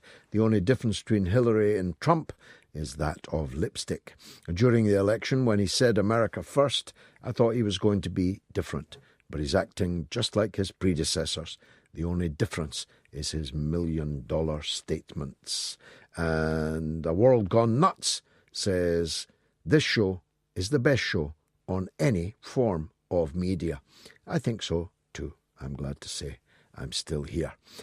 Tony says, in any normal society, the moment Trump mocked the reporter, Serge Kovaleski, who has a congenital condition, should have been his last moment. But no, he got elected president. That's because of who he was up against. And Christina says some politicians get to the heart of things rather than waffling around the main source of the problem. They grab the bull by the horns. Politicians like Jeremy Corbyn, John McDonnell, Chris Williamson and George Galloway grab the bull by the horns. Thank you for that, Christina. And Tony says, I think Trump may have been shouting out to Anders Breivik's supporters in Norway. Indeed.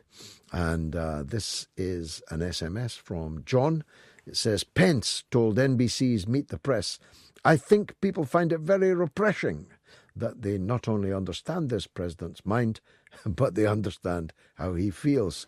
This statement is subtle in its delivery, yet bombastic in its message. Pence is attempting to humanize a demagogue. Sooner or later, congressional Republicans are going to have to face the fact that they have a rogue elephant in the White House and awake from their cognitive dissonance and do something about it. I think that's a very powerful point, John. The Republicans are going to hell in a handcart the longer he is seen as their leader. And on the Twitter, Bye Bye Blighty says, George, Americans should be careful what they wish for and look back at recent history. Vice President Truman took over from Roosevelt and Vice President Johnson from Kennedy, and we all know how well they worked out for the world.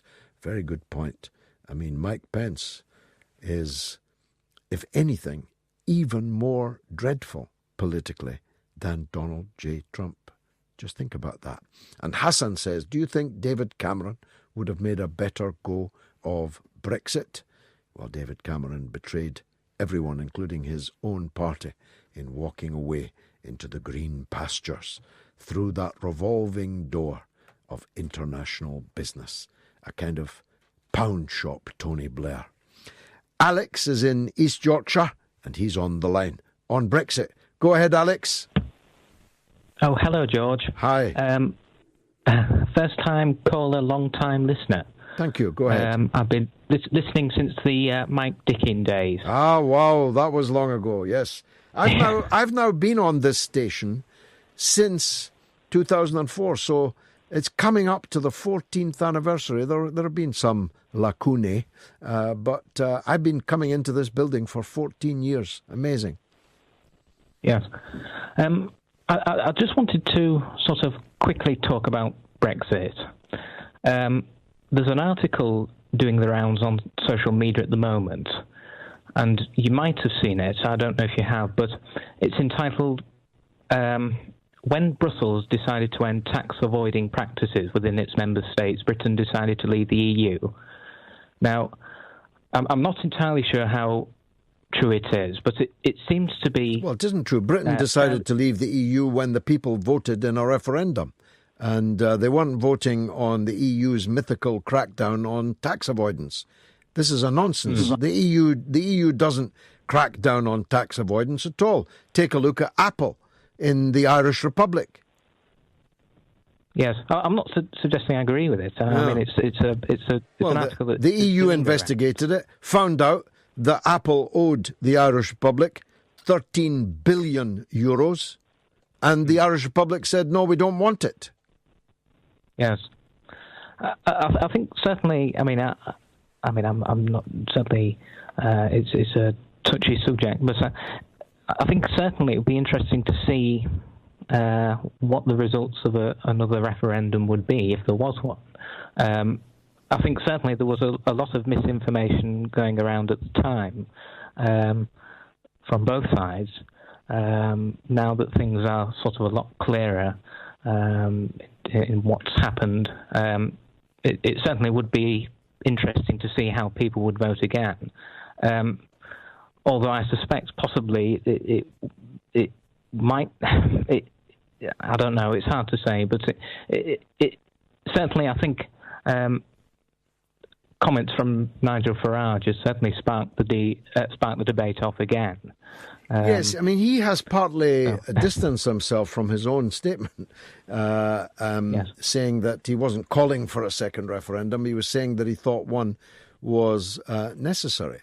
What might eventually become necessary.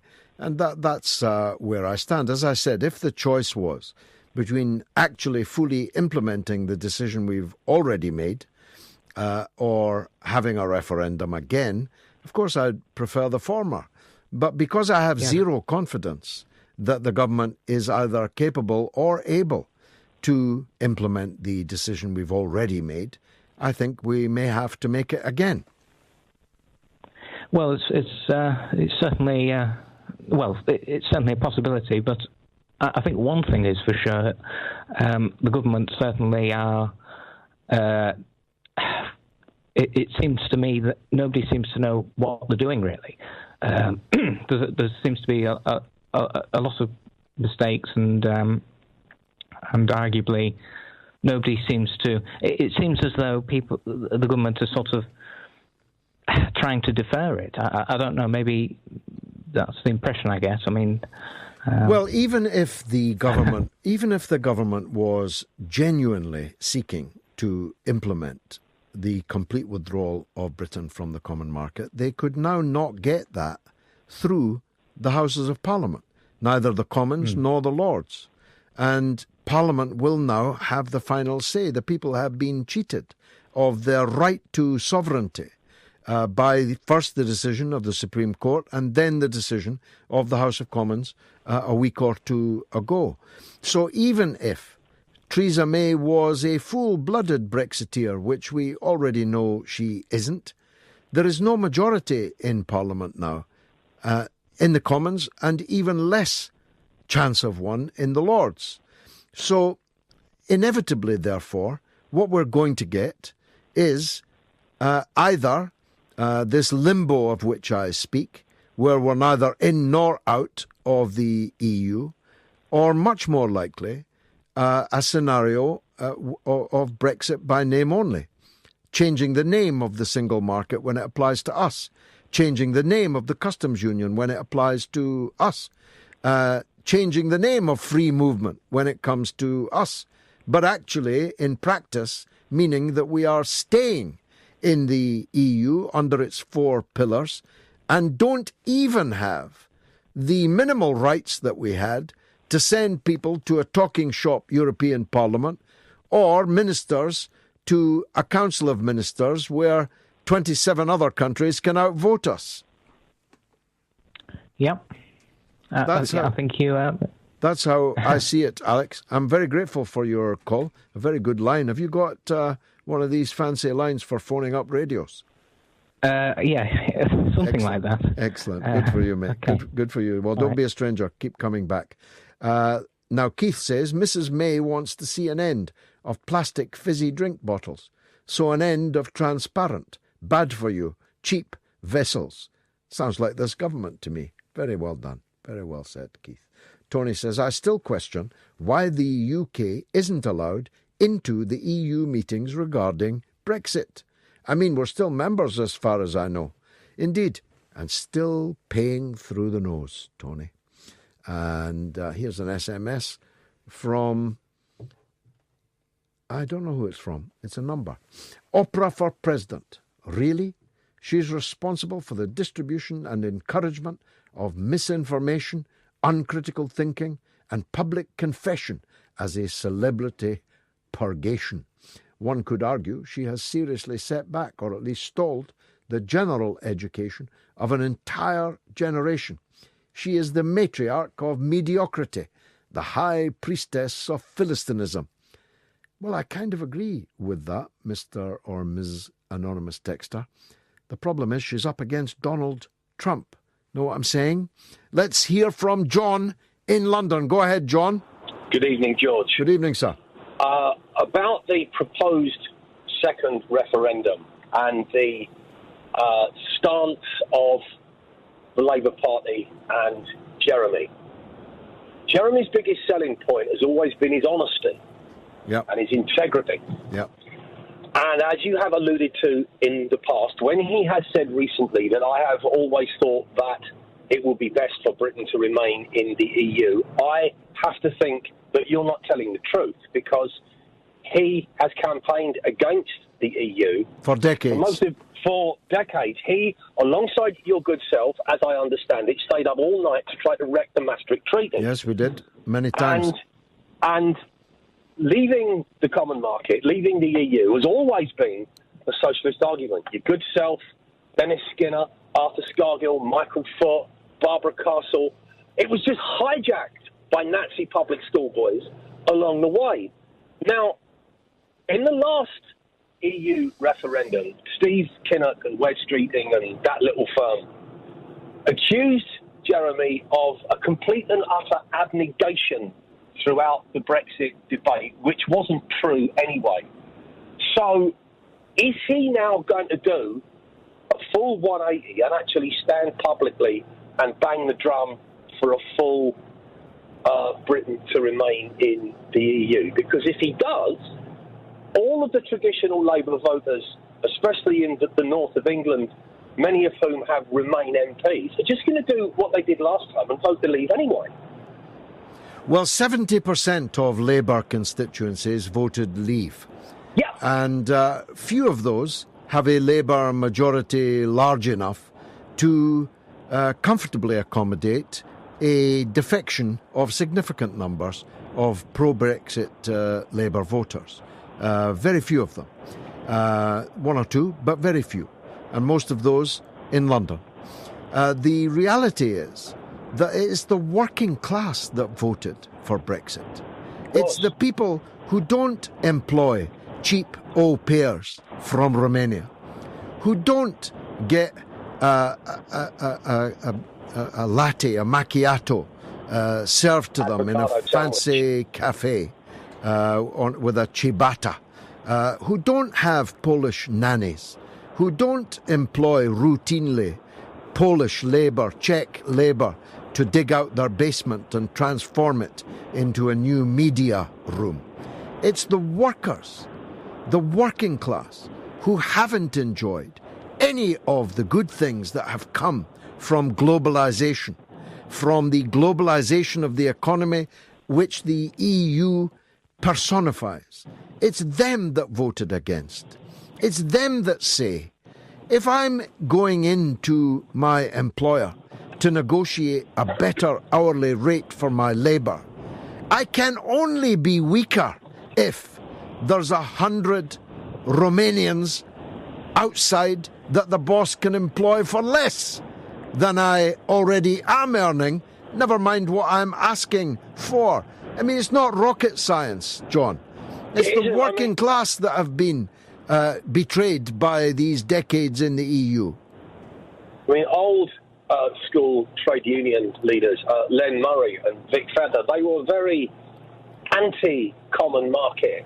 And as you've just astutely said, it's ordinary working class people who have been shafted by it.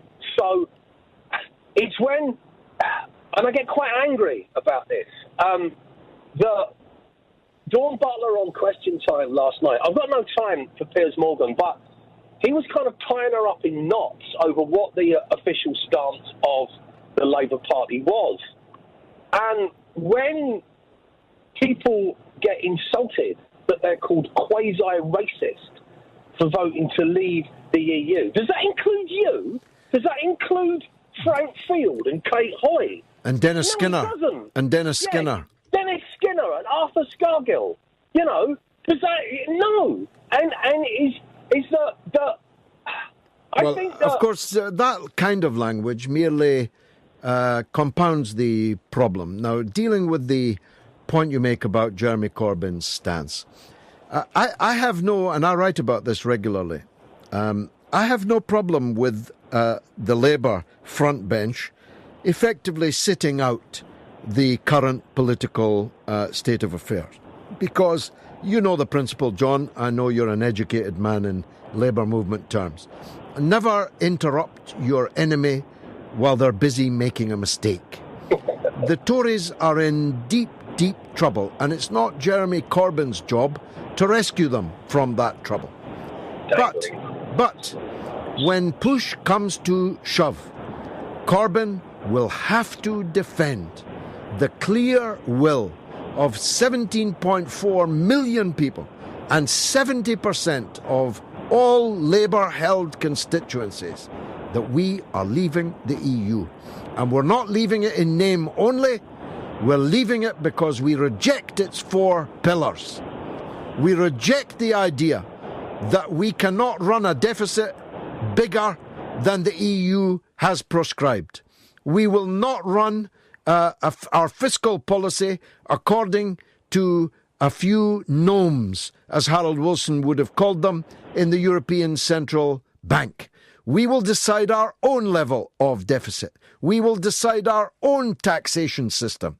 Secondly, we will not open our economy to competition when we have national strategic industries that we intend to bring back into public ownership, whether Richard Branson likes it or not. We reject that pillar.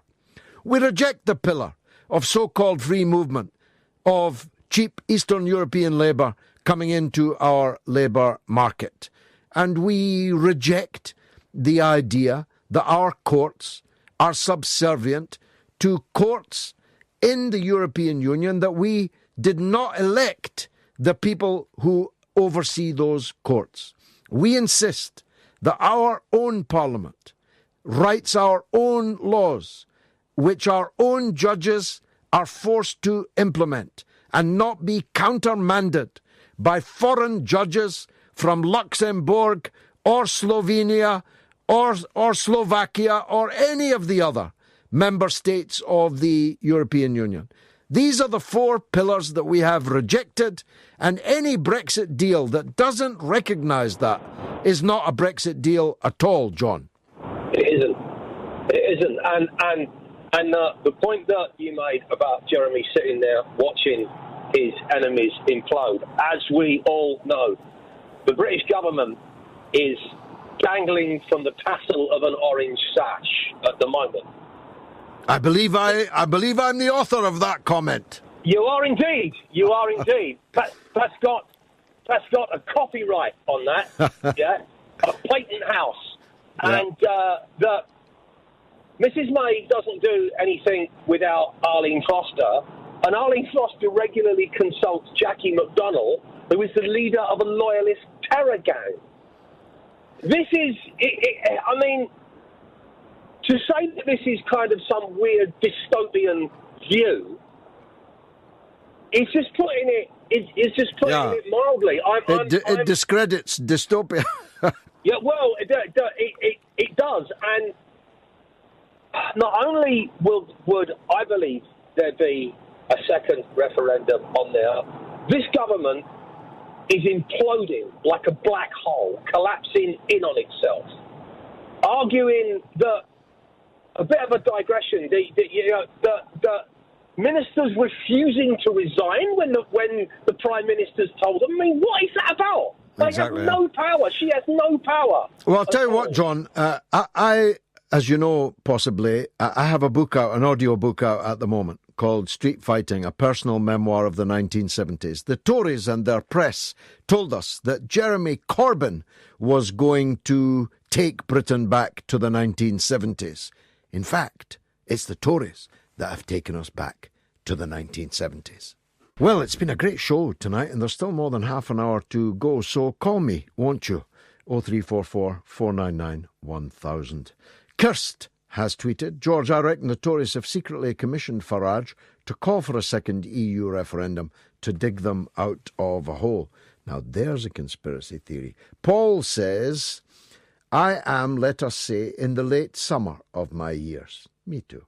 In all my 7 decades, I have never known such a surreal political world. Imagine the ex-MP political act, and then it runs out. It was getting so interesting, Paul.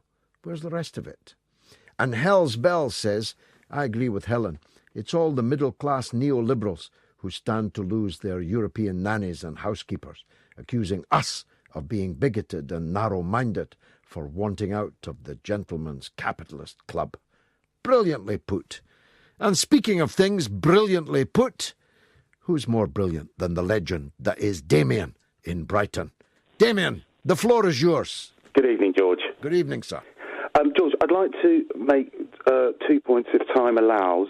The first point I'd like to make is concerning the electoral impact on our party, George, the Labour Party. Yes. If we were to follow the advice of Tony Blair, who was advocating that the referendum result should be ignored. Yes. Now, you've already covered some of this, George, but I've said before I voted Remain, but when you're looking at arguments, you need to look at the facts and not come from a fixed position and seek to fit facts to your view. Absolutely, yeah. So let's look at that. So the popular vote, 52% of voters voted Leave. Now, that's a bad enough statistic in itself in that there was such a huge turnout. There was 4 million people more voted in the referendum than in general elections. Yep. Then it gets worse because, of course, we live in a majoritarian constituency parliamentary democracy, meaning the government is returned depending on who has the majority number of seats. Now, 65% of constituencies voted Leave, and then on top of that, 70% of Labour constituencies voted Leave. Yep. Now, if we test Mr. Blair's theory, as the Liberal Democrats did in the last election, standing on a platform of refusing to accept the result, let's have a look at how they did. Well, exactly, yeah. It's something that the Remain camp in the Labour Party never seemed to have noticed. Well, it's quite shocking when you look at the numbers, George. The Liberals recorded their lowest vote share since 1959. And they lost 300 deposits standing on that platform. So I would argue that the course of action that the Tony Blair and the centrists and the Labour Party are suggesting is nothing less than electoral suicide. And it would lead to the Labour Party, I would argue, being annihilated at the ballot box. So if the Labour Party were to follow that advice, we'd be in the worst possible position. And the worst possible position, of course, is to have no deal under a Tory government. Exactly, yeah. So that was my first point. And also, it's interesting because his whole argument is based on an economic prediction that we'd be worse off if we leave the EU. Now, I haven't got a crystal ball, George, so I can't verify that, but I can look at actual facts of the current situation in Europe. And I do know that as a result of being a member of the EU, Greece had 25% of its GDP locked off overnight. Yep. And to put that in context, the 2008 economic crisis, this country lost 4% of its GDP. And there's something else that you don't often hear from the Remainers, George, and that is the unemployment youth rates in the EU. Yeah. I'll give you a couple, just throw a couple out there. Greece, 43%. Spain, 38%, Italy, 35%, and France, 23%. That's disturbing enough in itself, but when you consider that that 3 of those countries I've quoted are in the top 5 richest in the EU, that suggests some serious economic instability in the EU. Yeah, and the poorer countries, Damien, are solving their economic problems by exporting their labour to countries like Germany, France and Britain. Which is an economic diminishing returns. Which, of course. And I won't even go into GDP, George, but if anybody cares to look at Eurostat to see their own numbers and look at the fact that there are only 5 countries in the EU that have above the average median wage and everyone else falls off the edge of the cliff. So that's that, George. But the point I wanted to make about the actual negotiations themselves is that I think it's very clear now that there will be no deal between the Conservatives and the EU. Yeah. Why would the EU make one? The ball's at their feet now. Well, there is that aspect, George, but there's also the aspect, of course, that there are 2 irreconcilable issues in these negotiations. The first is that, look at the Tories' record. We know beyond doubt that they can't be trusted to protect consumer, worker or environmental rights. Just look at their record. The other issue is, of course, that they've already said openly that they're going to follow Trump's lead and they're going to slash taxes for the very richest and for corporations, which will turn this country into a tax haven. Now, only if we let them, of course. Exactly. Now, again, that goes back to Blair. What he's doing is effectively arguing for the Labour Party to be wiped out, which would put the Tories in power for the next 20 years.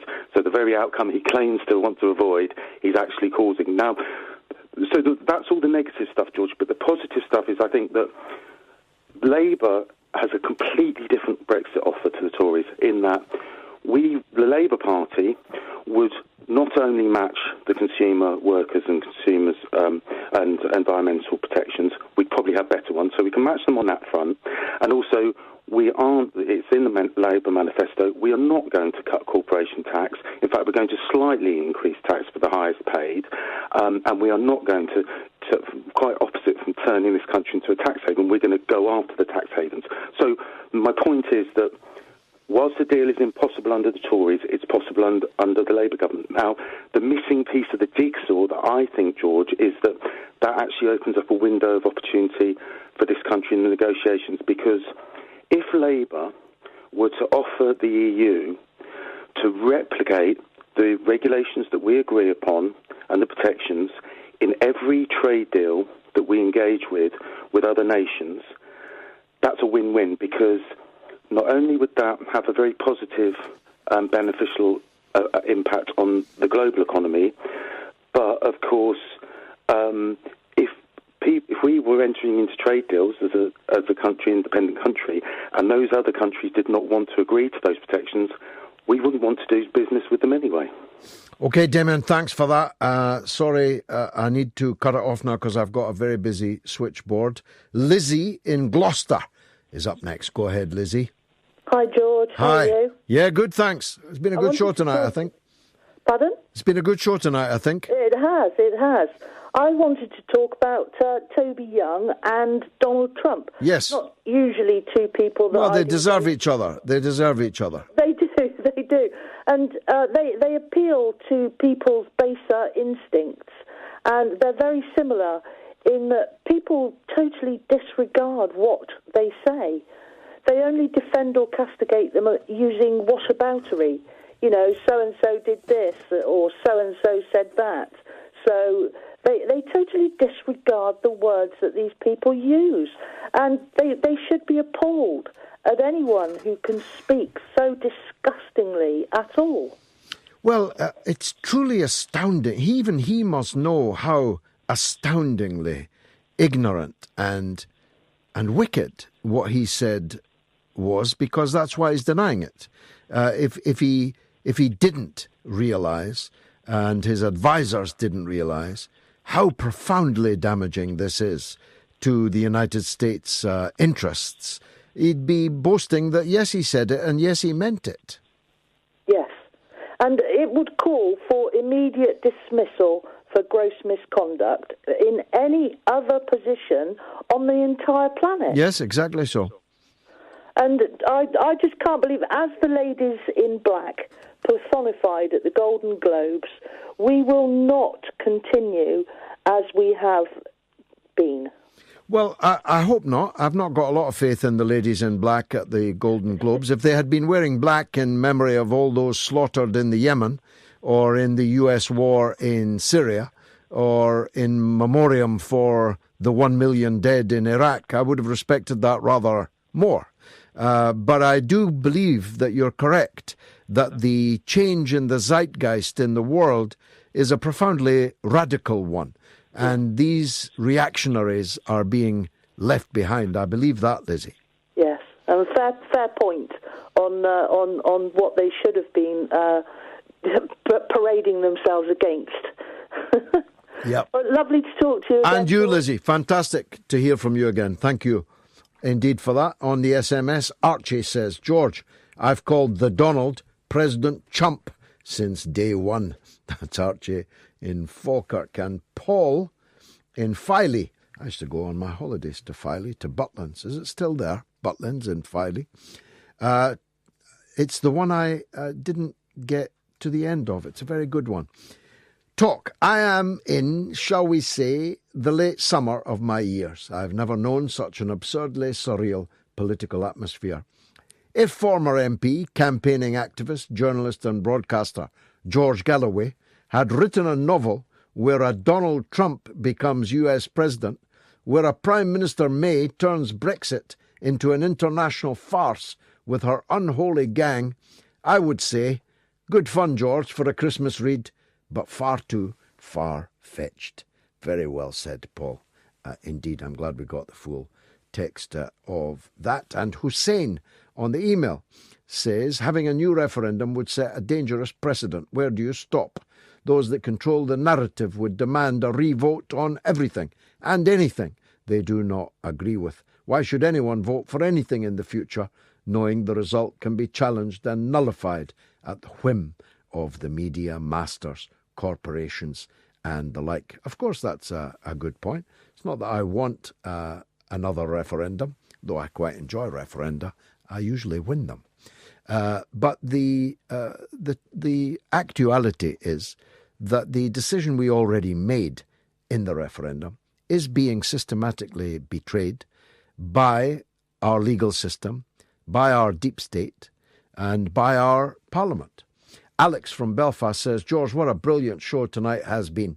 It truly is the fourth estate and the complete antidote to the mainstream media ersatz news. Beautifully put, Alex. Very, very beautifully put. Let me squeeze another in if I can. This from John Sweeney on the SMS. Damien was absolutely right. If the referendum was calculated on a constituency rather than council basis, Brexit would have a parliamentary majority of 197. Well, John, I'm grateful to you for that because I never, ever knew that. So, we've got, about 15, 20 minutes left. So, call me, 0344 499 1000. A fantastic one from Geoffrey St. Clair. Thanks to Tegs for sending it to me from JSC Counterpunch. He suggests an alternative inscription on the Statue of Liberty. Give us your white, your rich, your Norwegians. That's absolutely brilliant, I must say. Now, I'm talking tomorrow night at the King Solomon Academy at 5:30. That's in Marylebone for the Rohingya people. It's a fundraising event to raise money for the suffering Rohingya people. It's at 5:30 tomorrow. I hope some of you can get along there. King Solomon Academy in Marylebone. And here's an anonymous text. I think the Tories will be gone by the summer. I believe a general election will happen if the EU withdrawal bill gets delayed by the Lords. Let's talk to James in the Highlands. James, go ahead. Hi, George. How are you going? All right? I'm good, yes. Where in the Highlands are you? A small little fishing and crofting village called Gairloch. I know Gairloch very, very well. Beautiful, beautiful beach up there. It's a fabulous part of the world. Good for you for living there. Yeah, it's just to say, Brexit is just turning in, farcical. See, with the Irish situation, if it now goes what it looks like to soft, then Scottish Remainers, Welsh Remainers are going to come to the point of wanting the same sort of deal. Well, they can whistle. They can whistle. We've already had a referendum on Scottish independence. Aye, but, and so this is the thing. And see, actually, a guy just made a point, might have been a text message 10 minutes ago, or the phone call. He says, well, what precedent does it set for referenda? If you don't get it right, you keep trying again. Well, that's what the SNP have been trying since their once-in-a-lifetime opportunity failed. Exactly, and so what? See if there was to be a second one, that not that you're proposing, but sort of flirting with. How would you word such a question?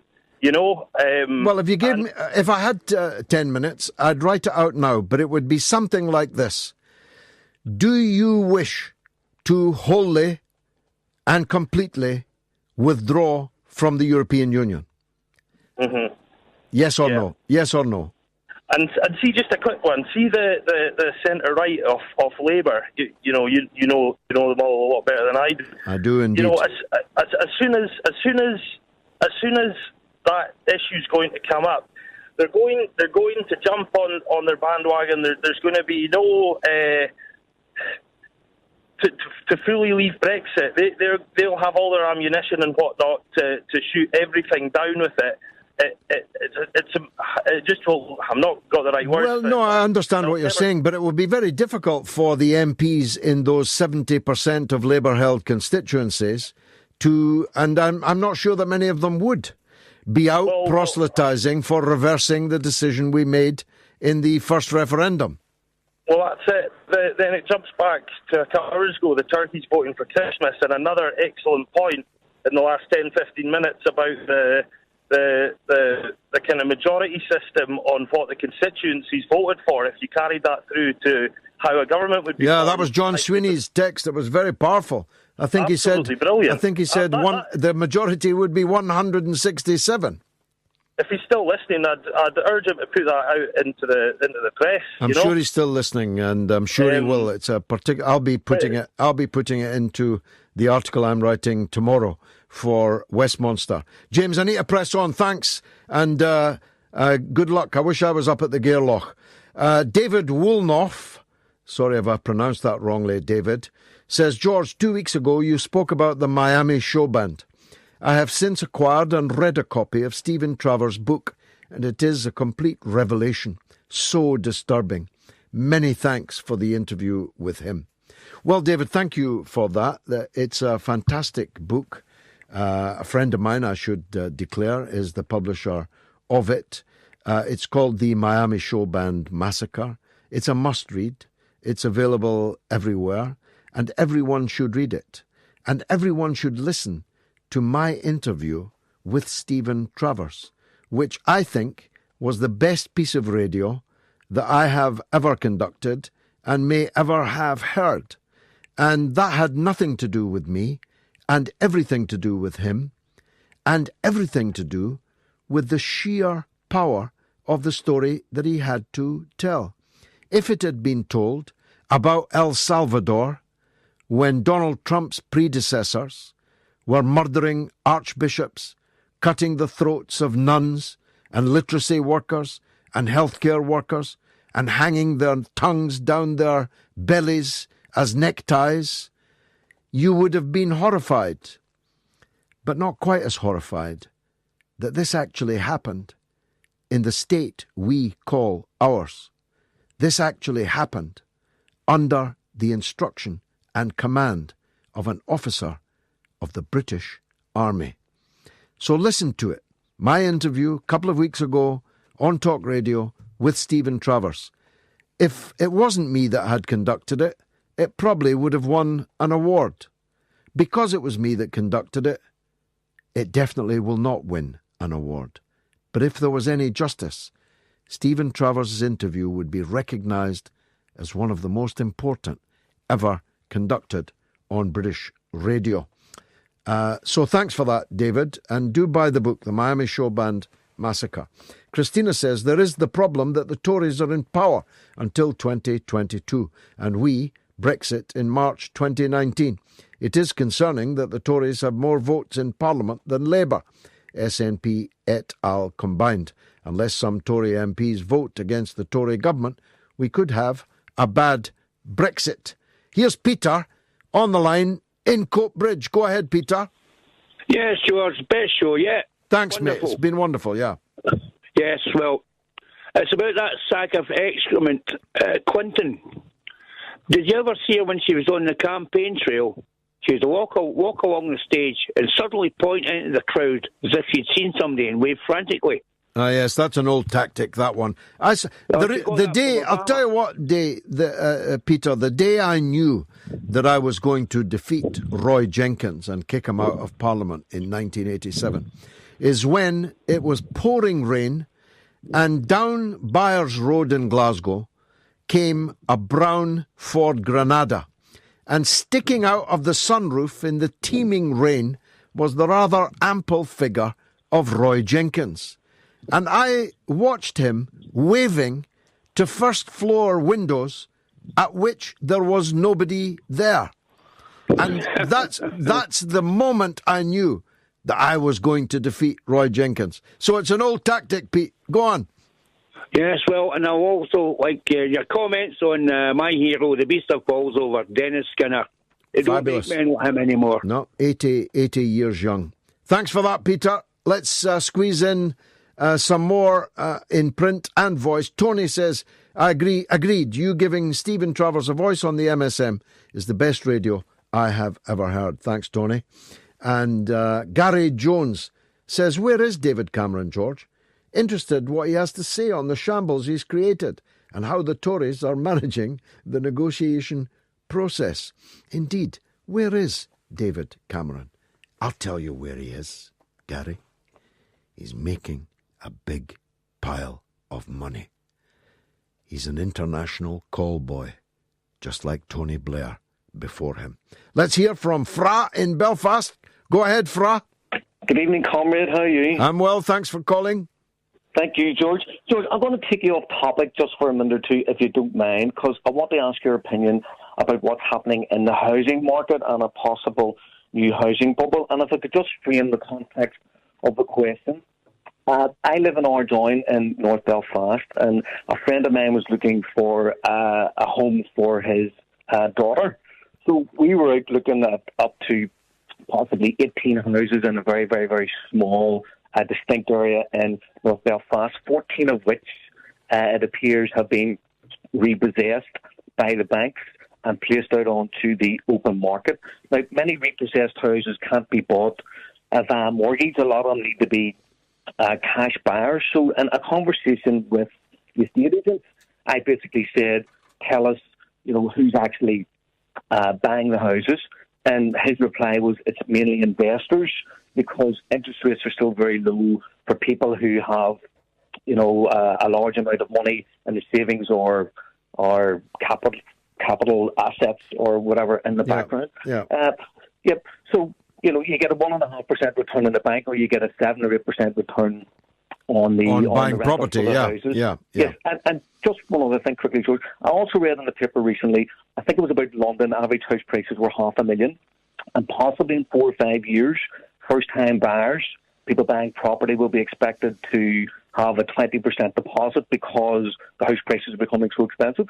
So the question I want to ask and get your opinion on is, are we kind of heading back towards the feudal times where the landed gentry and the rich own the property and the working people cannot afford to own their own houses and live in perpetual rent debt to rentiers? Well, luckily, given the hour, I can answer that in one word. Yes, that's exactly what's happening, and I'm grateful to you for drawing it to our attention, a subject for another night. Let's hear the last caller, Julian in Reading. Go ahead, Julian. Hello, George. Hi. I'm a tinfoil hat wearer. Okay. And we're all suitably warned. Okay. I worried that if we did vote leave, somehow there would be a rerun and another vote, just like when the Republic of Ireland voted against the Lisbon Treaty. Yes. They just reworded it and had another stab at it, like they're going to do on the Scottish independence as well. It seems people with an agenda are just waiting until we agree with their agenda. Yeah, that's true. That's politics to some extent, of course. The SNP said that it was a once-in-a-lifetime vote, and then they lost 55-45, exactly as I had predicted on the Sunday before the poll. Life expectancy in Scotland is a bit shorter, isn't it? Yes, in some places. In some places, it's fine and dandy, thanks very much. But the point I'm making, Julian, I knew that the SNP would not treat it as a once-in-a-lifetime opportunity, and I don't really have a problem with that. I believe the people are sovereign, not parliaments, not assemblies, not courts, most definitely. The people are sovereign. So if the people want another referendum in Scotland, then I'm well in favour of having one, and I'll get my show back on the road, even if it's, again, a 1 or 2, 3, 4 man-woman show. Just Say No was what I campaigned for the last time, and it would be again. And I believe that we would win even more handsomely than we won last time. But I don't blame people for demanding another referendum, especially when it's self-evident that neither the capability nor the ability to deliver what the people voted for exists within the current, I was going to use a swear word, I'd better not, the current morass of what is called the British Parliament. There's no majority. The DUP is the majority, and therefore we have a government that is hanging on to power from the tassels of an orange sash. That is untenable. Britain cannot be governed by the DUP. This government, for all the good that it is doing, it's time, in the name of God, for them to go. That's the only real solution to Brexit and to all the other problems that we have in this country. For a new general election and a new government committed to a better future for our people. As long as God gives me breath, I shall fight for that, either in the Labour Party or out of it. The choice is theirs. I, to quote a great man in a movie, will never surrender. It's been marvellous. For me, I hope it was for you. And if it was, come back next week at the same time with another listener, if you please. Because, hey, I survived the cut this time because the show's very successful. Let's make sure it keeps getting more and more successful. Good night. Ian Lee's up next.